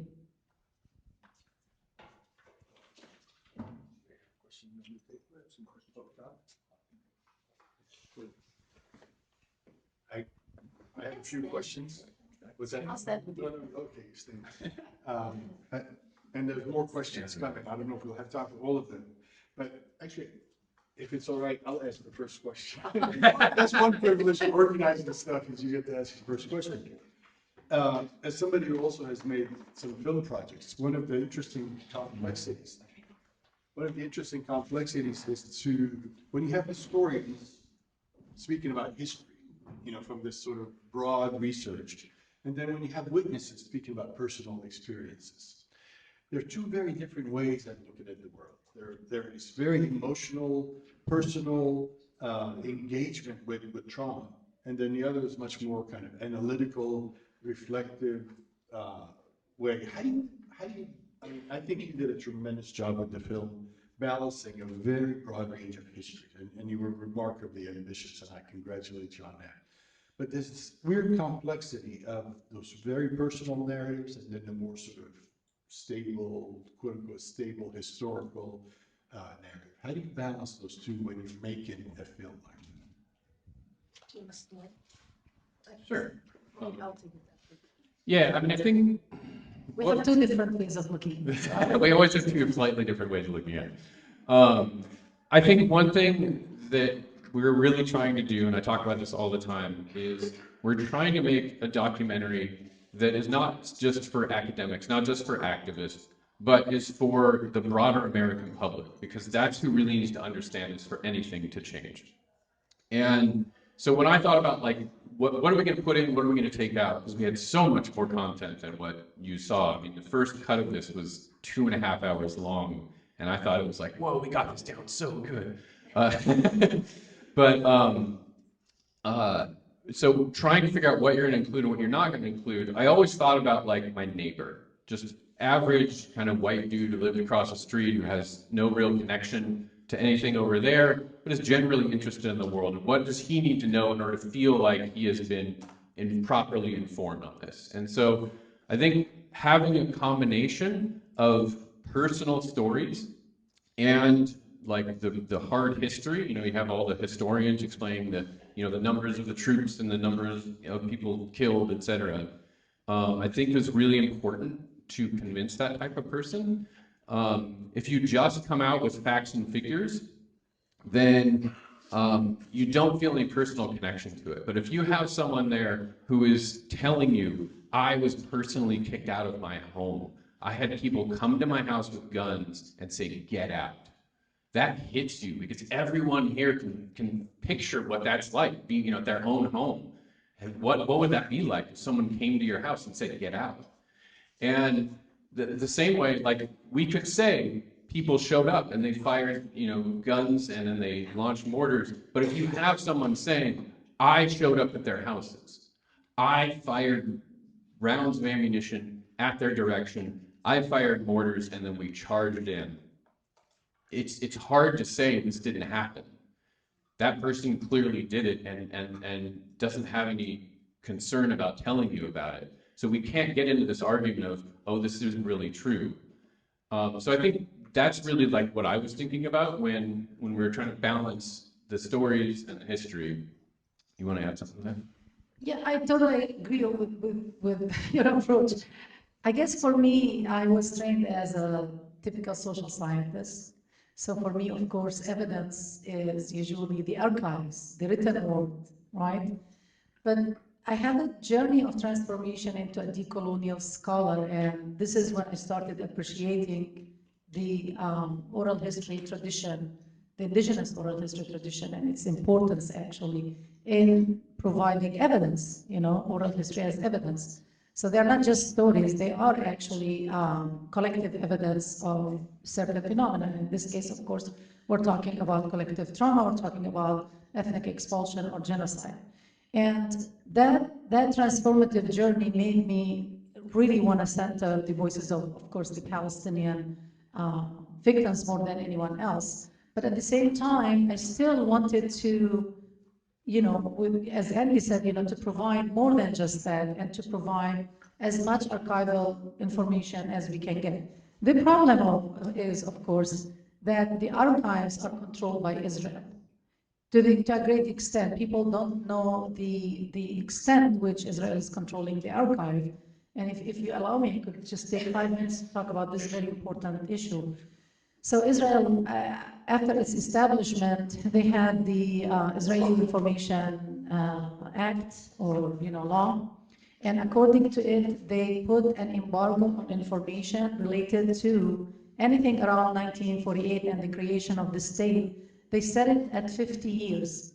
So this meant that people couldn't see most of the information that was classified about the creation of the state until 1998. And that explains the emergence of, the new historians, Israeli historians like Ilan Pape, Avi Shlaim, and Benny Morris, whom we all interviewed in the film, who came out and basically introduced, a very dark side of, or image of the creation of the state of Israel that contradicted the formal Israeli narrative about its own creation, right? So although Palestinian historians have been saying the same thing for years, but of course, when an Israeli historian comes up and says it, unfortunately, the world pays more attention to that. But anyway, so what happened because of this kind of, these revelations by the new historians, Israel went back and reclassified a lot of the information they declassified in the first place. Although they didn't classify everything, but whatever they classified. And there was a legal battle for years, actually, because, against that by some Israelis who wanted actually to dig in the archives, by some filmmakers like the filmmaker Shoshana, what's her last name? The one who did the film Born in Deir Yassin. Are you familiar with that?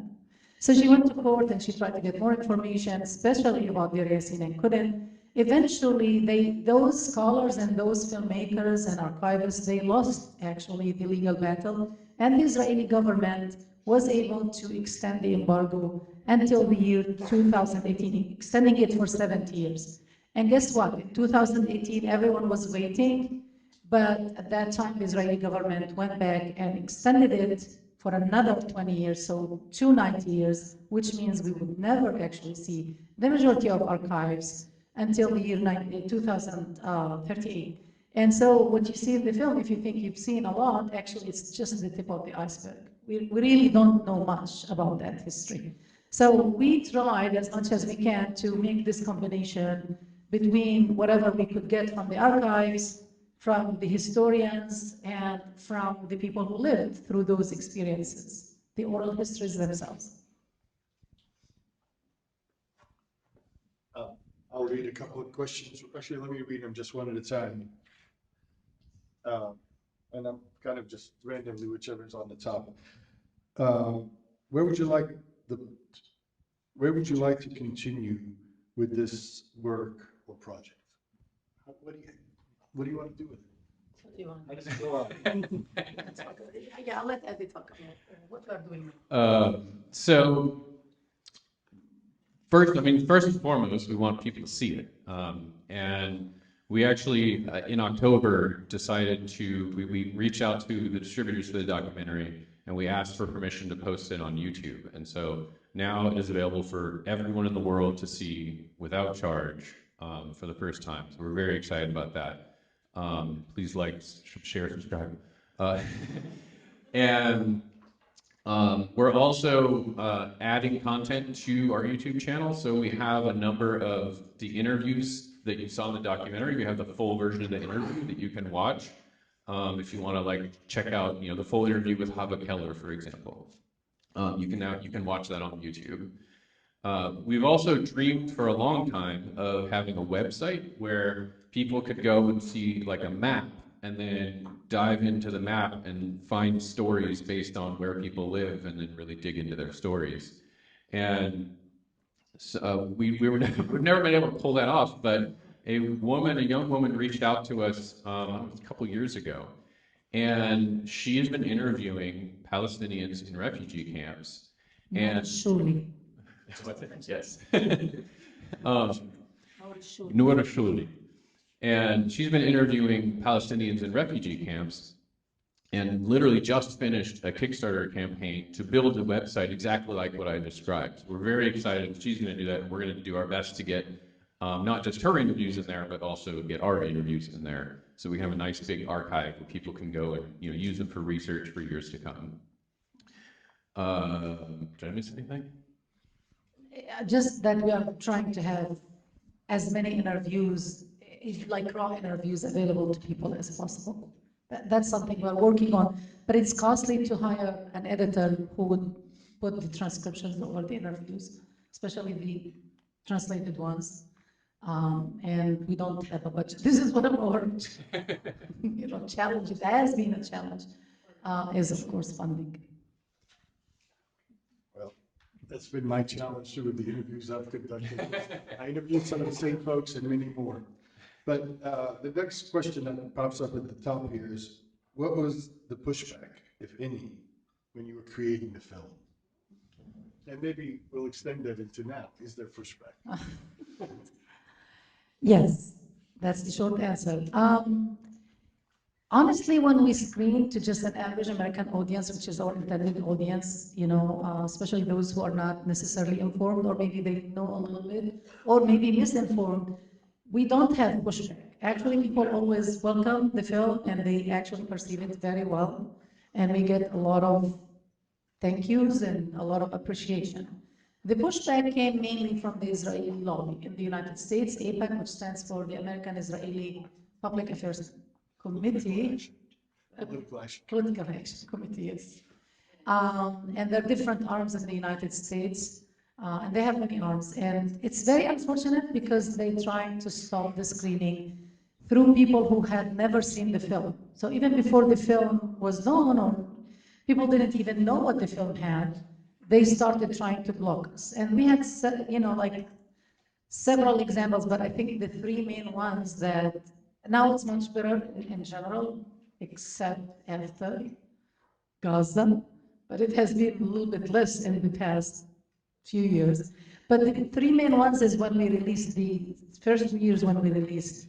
And it seemed like every time we had a student organization, doing a screening, they didn't pay much attention. They didn't care, but it was only when it was like official school entities like colleges and departments and centers that they went out of their way to block us. And the first one was on my campus, which was shocking. But we have the satellite campus in Palm Desert, and so we landed a screening there, and they started receiving like hundreds of letters from people saying, you can't let propaganda film, blah, blah, blah. And it first they tried to force us to have another, other speakers, and I said, no, this is our platform. I'm not going to allow this. This is our platform. You can do whatever you want. I'm not going to prevent you from having any other panels, any other films.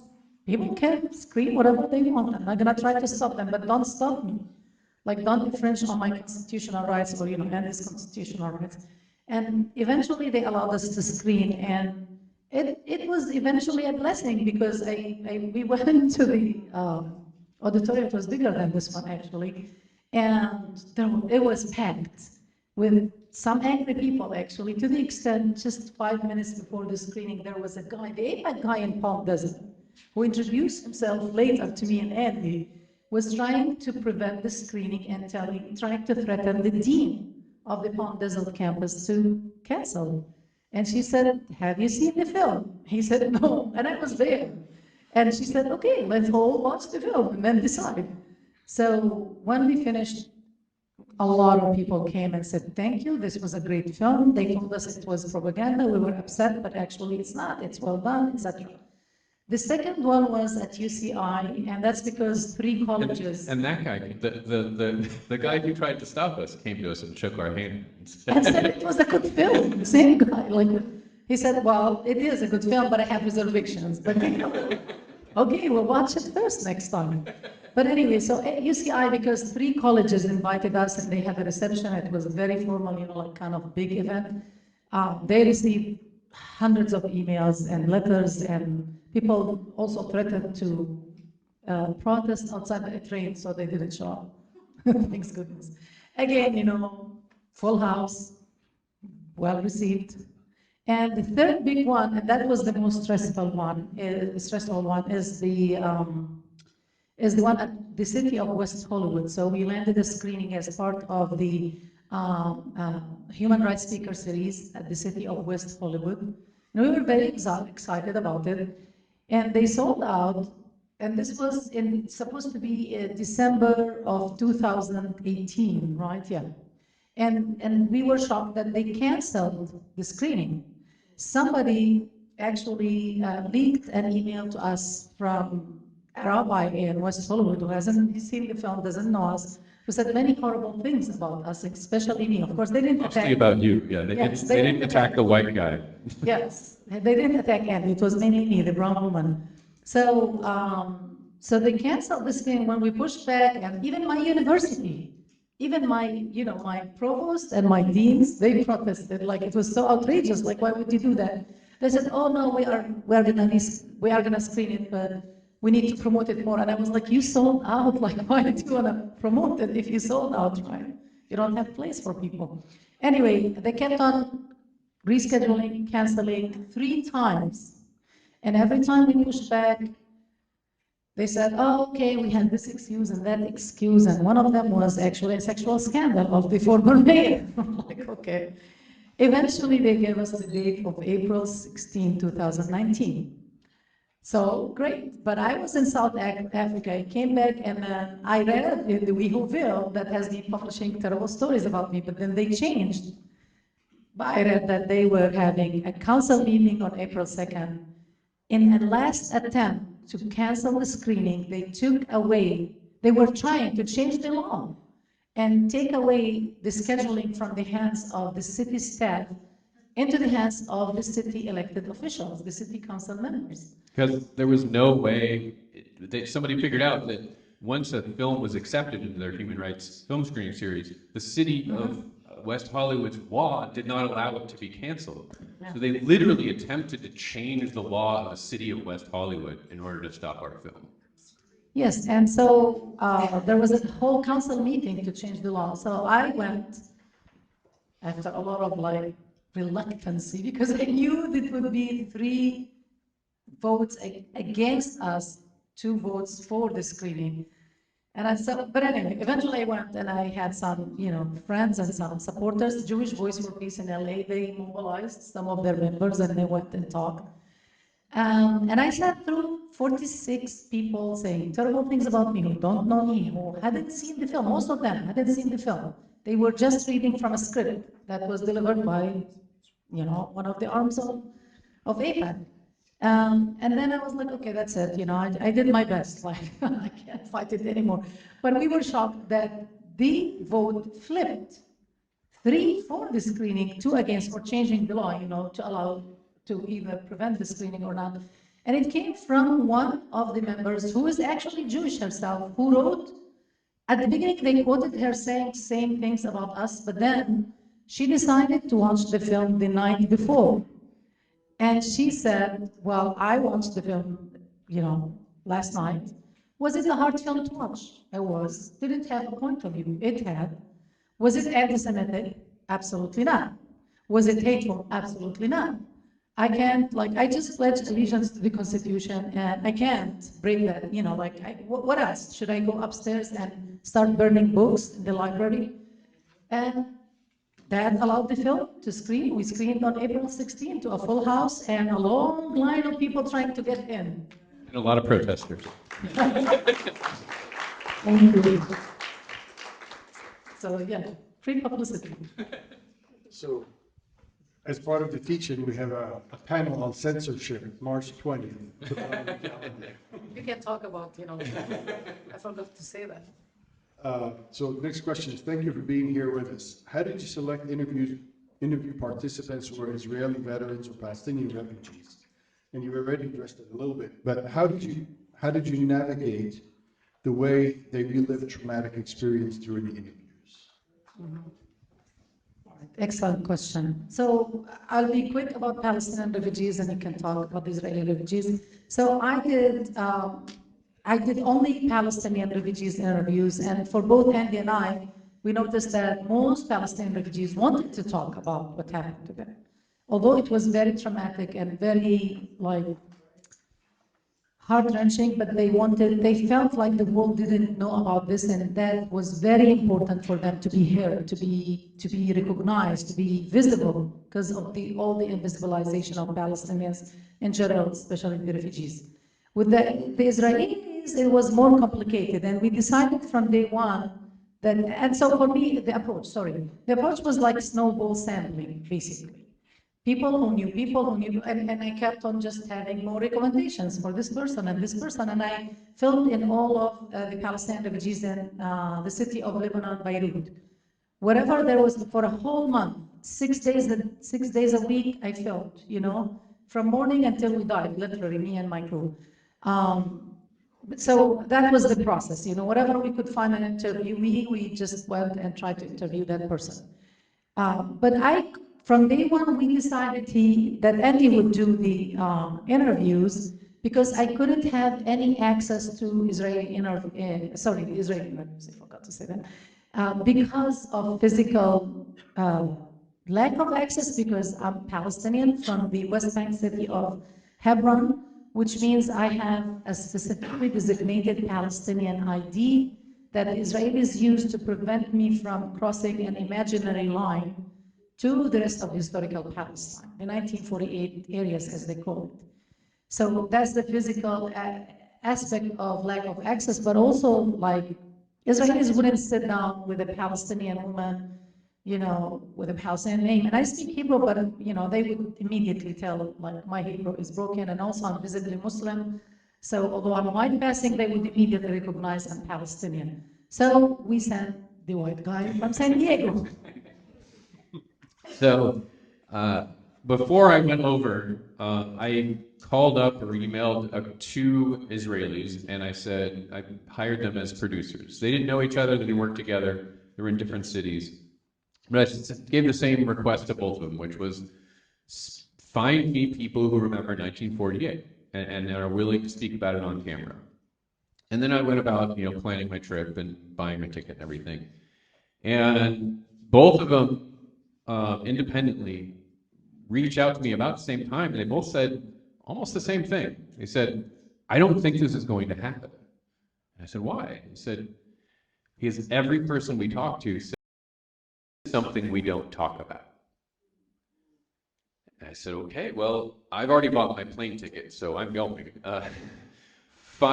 Just keep trying and find people. And eventually they found some people who were willing to talk. I reached out to some people myself, and some of the more well-known folks that are in the documentary. Some of them said, I'll talk to you if you read my book. So I read their book. And I eventually went over there, and, you know, some of the people I talked to, we didn't even put in the documentary. You know, there were people who were really vague about what happened. They said, you know, there was fighting. I heard about refugees, but I never saw any. I definitely wasn't a part of it, which might have been true. But it A, doesn't give you any clarity on what happened, and B, you know, it's hard to verify that that's true. But there were people of varying political stripes who were willing to talk to me. And, you know, I really appreciate people that are, you know, open and honest and forthright about what they did. Like Mordechai Barhon, like, he just said, this is what I did. This is how we push people out of the village. You know, and we watched them go off. You know, Hava Keller, she's the little tiny woman with the tiny voice. You know, she talked about how she got a gun and she pushed people out of Beersheba into Gaza, and they're still there to this day. And those are the people that are being bombed right now. And so when, you know, going back to your very first question, I think it's so important to understand that when, at the beginning of our early October, when the Israelis said, hey, everyone in Gaza, move to the south, because we're gonna bomb just the bad guys, and then you can come back. They've heard this before. This isn't something they read in a history book. It's something that happened to their grandparents, who are still alive in many cases. And when you walk into a refugee camp, you'll see keys hanging everywhere. Those are the keys that people had when they left their homes for just a couple of weeks until the fighting was over. And so when they hear people say, oh, go somewhere else just for a bit and then you can come back, they don't believe it for a very good reason. And you can see that now. The last count, 70% of homes in Gaza have been destroyed. And there are more Palestinian refugees today than in all of history combined.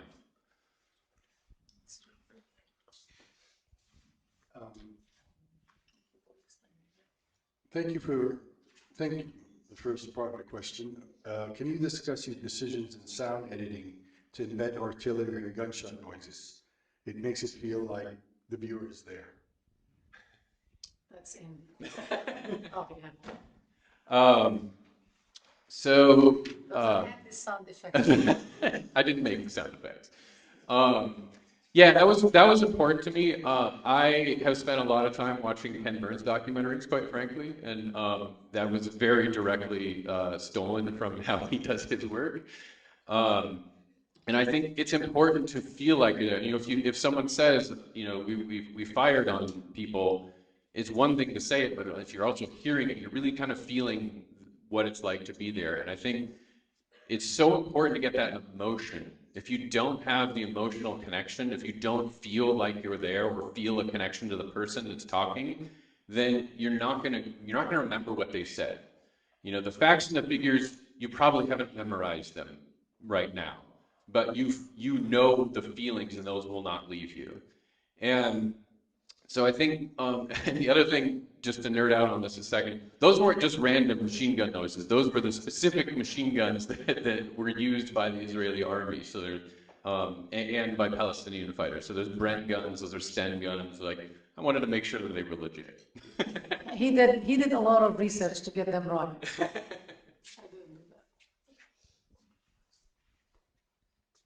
Besides paying attention to oral indigenous history, how else can you decolonize your higher education as a student and also as an institution? Well, that's definitely a you question. Yeah, we have a few days to talk about this. I actually, that's really a huge question and very complicated one. And if I really want to answer it the way I teach my students in some of my classes, it's going to be it's going to make some people angry because when I teach, like decolonial approaches, for example, I critique a lot of universities and colleges, how can I say it, like whitewashing of the important work of decolonization by creating all these diversity, equity, and inclusion boards and providing a very shallow image of how you actually do the work that should be decolonization, instead of just having this kind of like, oh, we're working on inclusion and diversity and equity, and we are doing all these boards and all these programs without real institutional structural change to academia. And that actually ends up really sometimes even hurting students of color or faculty of color. I mean, look at what is happening to us now because of Gaza. We are being attacked left and right, and actually people in positions of power historically, are using the same arguments against us and against people of color. I mean, look at also ethnic studies. It's not only about Palestine. That's why it's like, don't have me start on this. But if you look at ethnic studies and the attacks on ethnic studies, critical race theory, etc.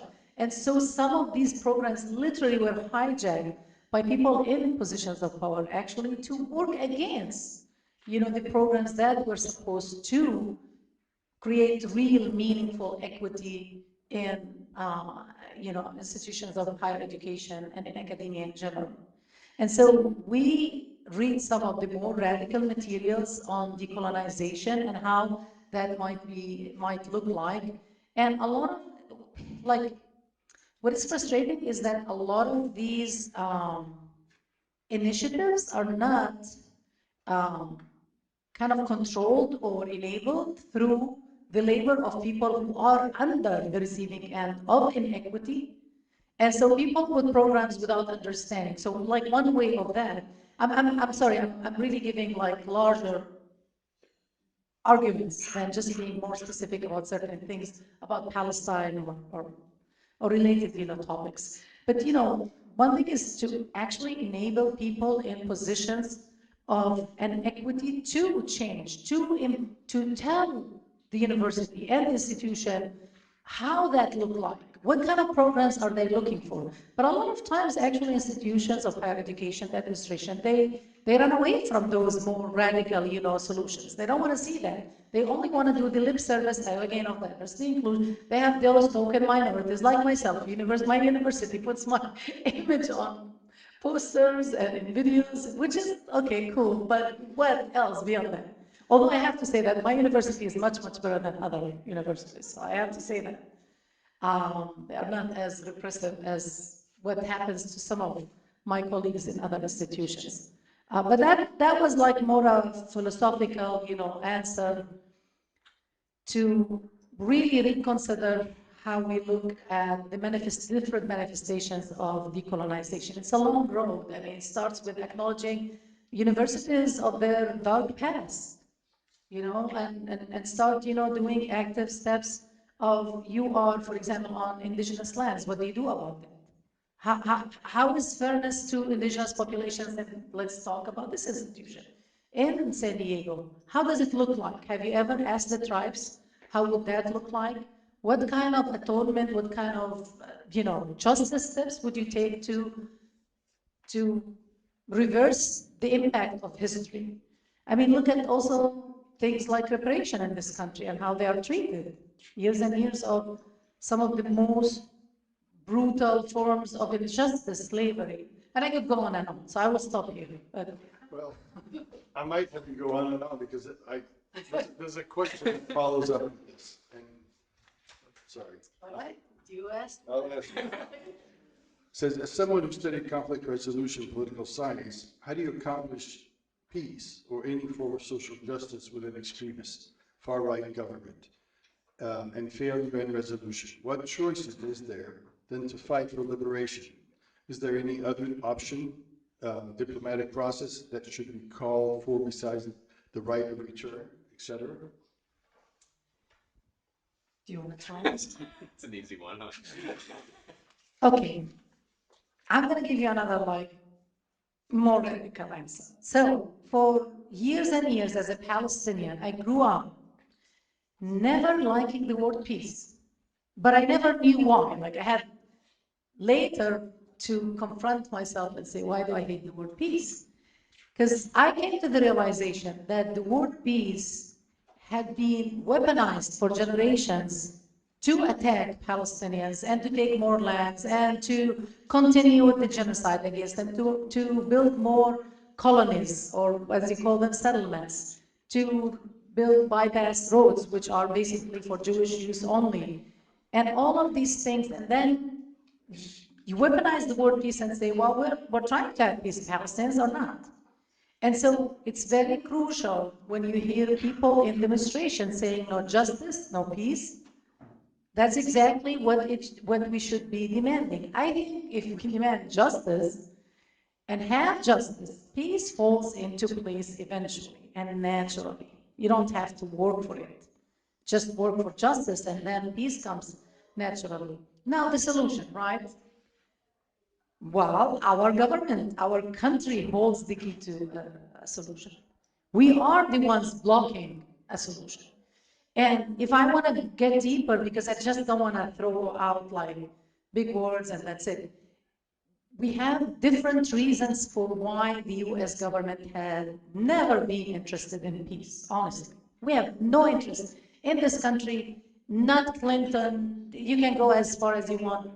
No one had been genuinely interested in peace, and there are many reasons. Some of it are historical, some of it is religious in this country, but a lot of it has to do with the bottom line in a capitalist society, which is corporates, and corporates benefiting and profiting from wars. And that was very, very clear in Gaza. It was very clear from the second week of October when the Biden administration started saying we want to send $14 billion to Israel. Well, now they are 17, but at that time they were 14. And the $100 billion they wanted to send over to Ukraine and other places. He said, this is not a free giveaway. In a speech, you can find it online.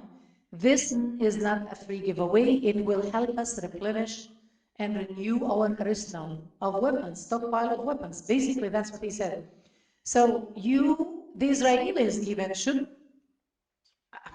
have also concluded that this kind of policy is also impacting them negatively.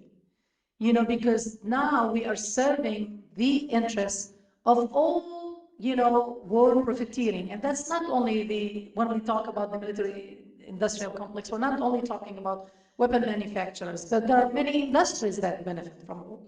You know, people who, I don't know, like send clothes and food to the army or whatever. You know, there are so many other industries, security industries, surveillance industries, Google, Amazon, I could go on and on, for people who don't want peace, and therefore they block any approach to real justice-based peace process. And unfortunately, the Israeli government doesn't care. I mean, if I were the Israeli government, I would actually care to have peace, because it's gonna actually transpire to us. Maybe one day they would realize this and be serious about being fair to the Palestinians. I'm not sure. It doesn't look like it at all now, with all the genocide going on in Gaza. So I'm trying not to be pessimistic and to actually give you an optimistic, you know, perspective, but I think we have to do our role as citizens in telling the US government, no, we can't be servants of those corporates anymore, and we have to play, or not to play any role, maybe it's better at this point that the US government doesn't do any role, because all they are doing is destroying any chances of real justice-based peace process. So, a few things. One, I think it's important to understand, yes, there's an extremist government. Yes, it looks hopeless. But first of all, if there wasn't an extremist government, and there haven't been extremist governments, we wouldn't be here in the first place. So that's always what you're going to have when you're in a situation like this.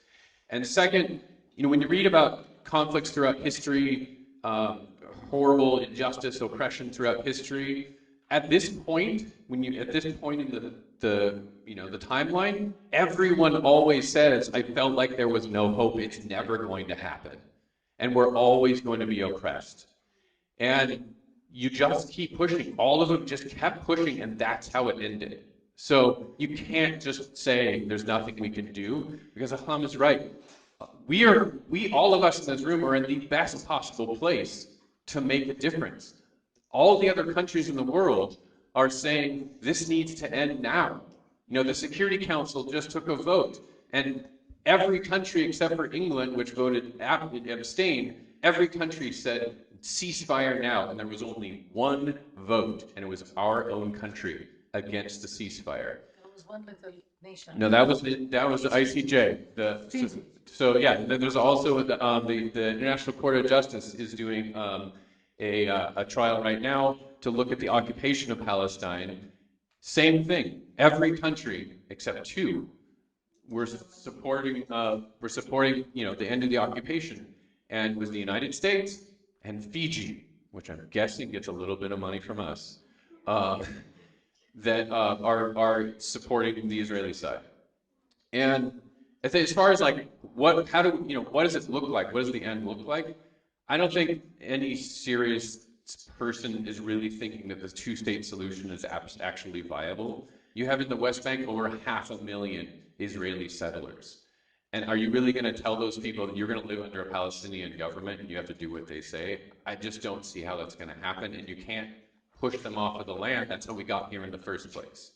So really, there's only been two solutions ever offered for this in the history for the last century.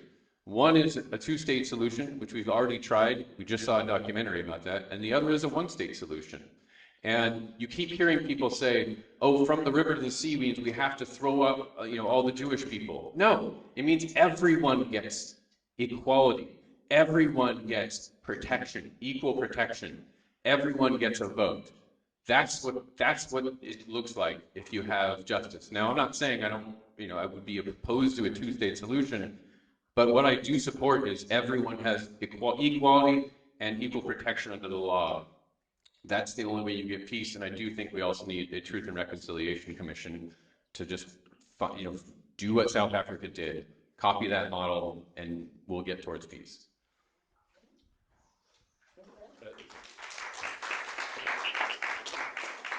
We need to dedicate the writings already. So this will be the last question. Why do you think Israel was okay with committing genocide against Palestinians, considering the Jewish Holocaust had just ended? Ask them.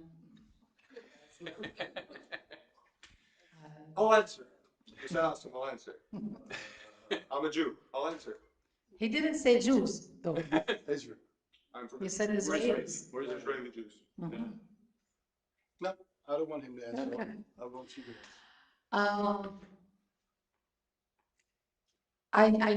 I actually, it has been very, very awkward for many people to understand this. From studying this for over 15 years now and listening to those stories, by the Israelis, and we have more interviews, by the way. Watching two films are very, very important. The first one is Born in Deir Yassin, and both of them are actually made by Israeli filmmakers. Born in Deir Yassin and Tantura. And they talk about two of the worst massacres in the history of the Nakba. And not because, the Deir Yassin is not the worst in terms of how awful the atrocities were, but it's because of how that massacre was weaponized to drive more and more Palestinians out. And so I listened to those interviews, I listened to the ones in Tantura, I listened to the ones in our documentaries, the ones we did not necessarily include. And I think it was mesmerizing to just witness the cognitive dissonance among those interviewees. That's how I understood it.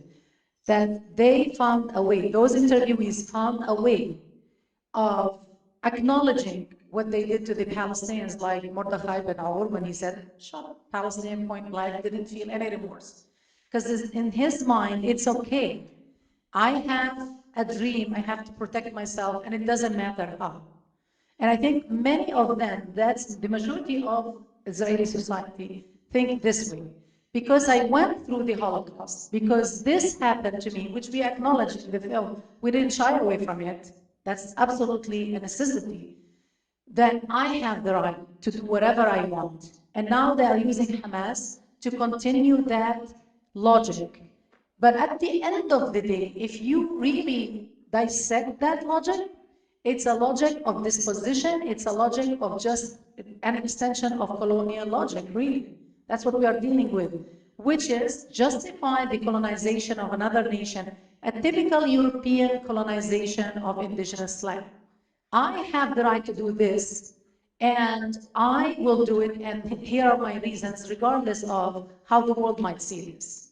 I don't know if you want to say it. Yeah, I'll just say, I don't think they look at it that way, for one, and I think the thinking is that, horrible stuff happened to Jewish people all across Europe and Russia, and it's absolutely true. There were pogroms all over Russia, there was the Holocaust, all sorts of other anti-Semitic acts, discrimination, and so the thinking is, there's only one way we can be safe, and that's to have a place just for us, that no one else can, control, and we control, and that's the one way we can be safe.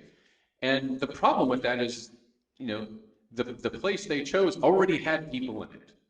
And so if you're going to make this place some place that you control, there's only one way to deal with that, and that is to push them out. You have to do that in order to get this dream that you have. And that's the fundamental problem with Zionism. I just want to add that in this process, of course, Palestinians are victimized twice, because they are victimized by the actual, events and the actual disposition and expulsion. But they are also victimized and that's why it's also colonial logic, because this is an imposition from Europe on Palestinians who had nothing to do with what was happening in Europe. So Europeans like Balfour, when we talked about the Balfour Declaration, they were not necessarily motivated by helping Jews. No, they were motivated by getting rid of what they called the Jewish problem in Europe. So they exported that problem somewhere else. Okay, great, we're going to colonize Palestine, so we could as well give it to them because we could claim the historical connection would allow for this. So that's also what people don't understand. We didn't have time in the film to talk about a lot of things. But one thing is that Balfour and other, European leaders, Balfour himself was actually a Zionist. He was a well-known Zionist, his writings, if you go back and read what he had written, you would conclude that. So for him, it was just only a solution for a problem he didn't want to have to deal with, which is very unfortunate. But again, Palestinians had nothing to do with any of that. On the contrary, they destroyed some of the best examples of coexistence in the Palestinian society, in the whole world, between the three religions, Muslims, Jews, and Christians, which still exist a little bit today for example, in the city of Hebron, descendants of some of the Jews in Hebron, including my family, because my family is actually a mixed family, and we have Jewish heritage as well.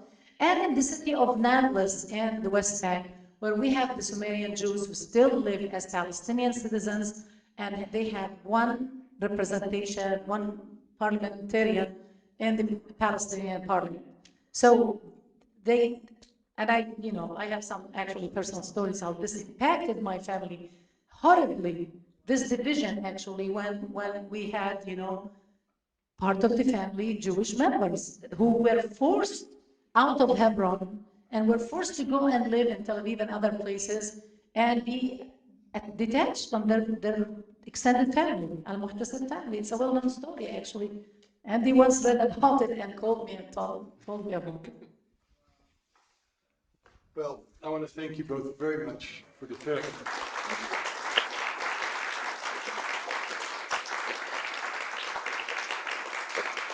And not only for the creative work that goes into making such a complex film, but rather for the truth that it tells, for the truth that it insists that we listen to. And I hope all of us will leave here with a lot of questions thinking about our relationships as citizens of this country to what is going on in Palestine and Israel, but also to think about how we can address some of those problems through actions, whether just learning or other actions in terms of contacting your local representatives talking to your teachers. Learning is the first step, but it's not the only step. I want to thank you for being here, and I want to invite you to come back next week on Wednesday for Dr. Jonathan Graubgard in this place, 4 to 6 p.m. And then on March the 5th, I don't know which place, for another film screening. And then on March the 12th for a panel discussion. And then on March the 20th for another panel discussion. That one will be on censorship. Thank you all for being here.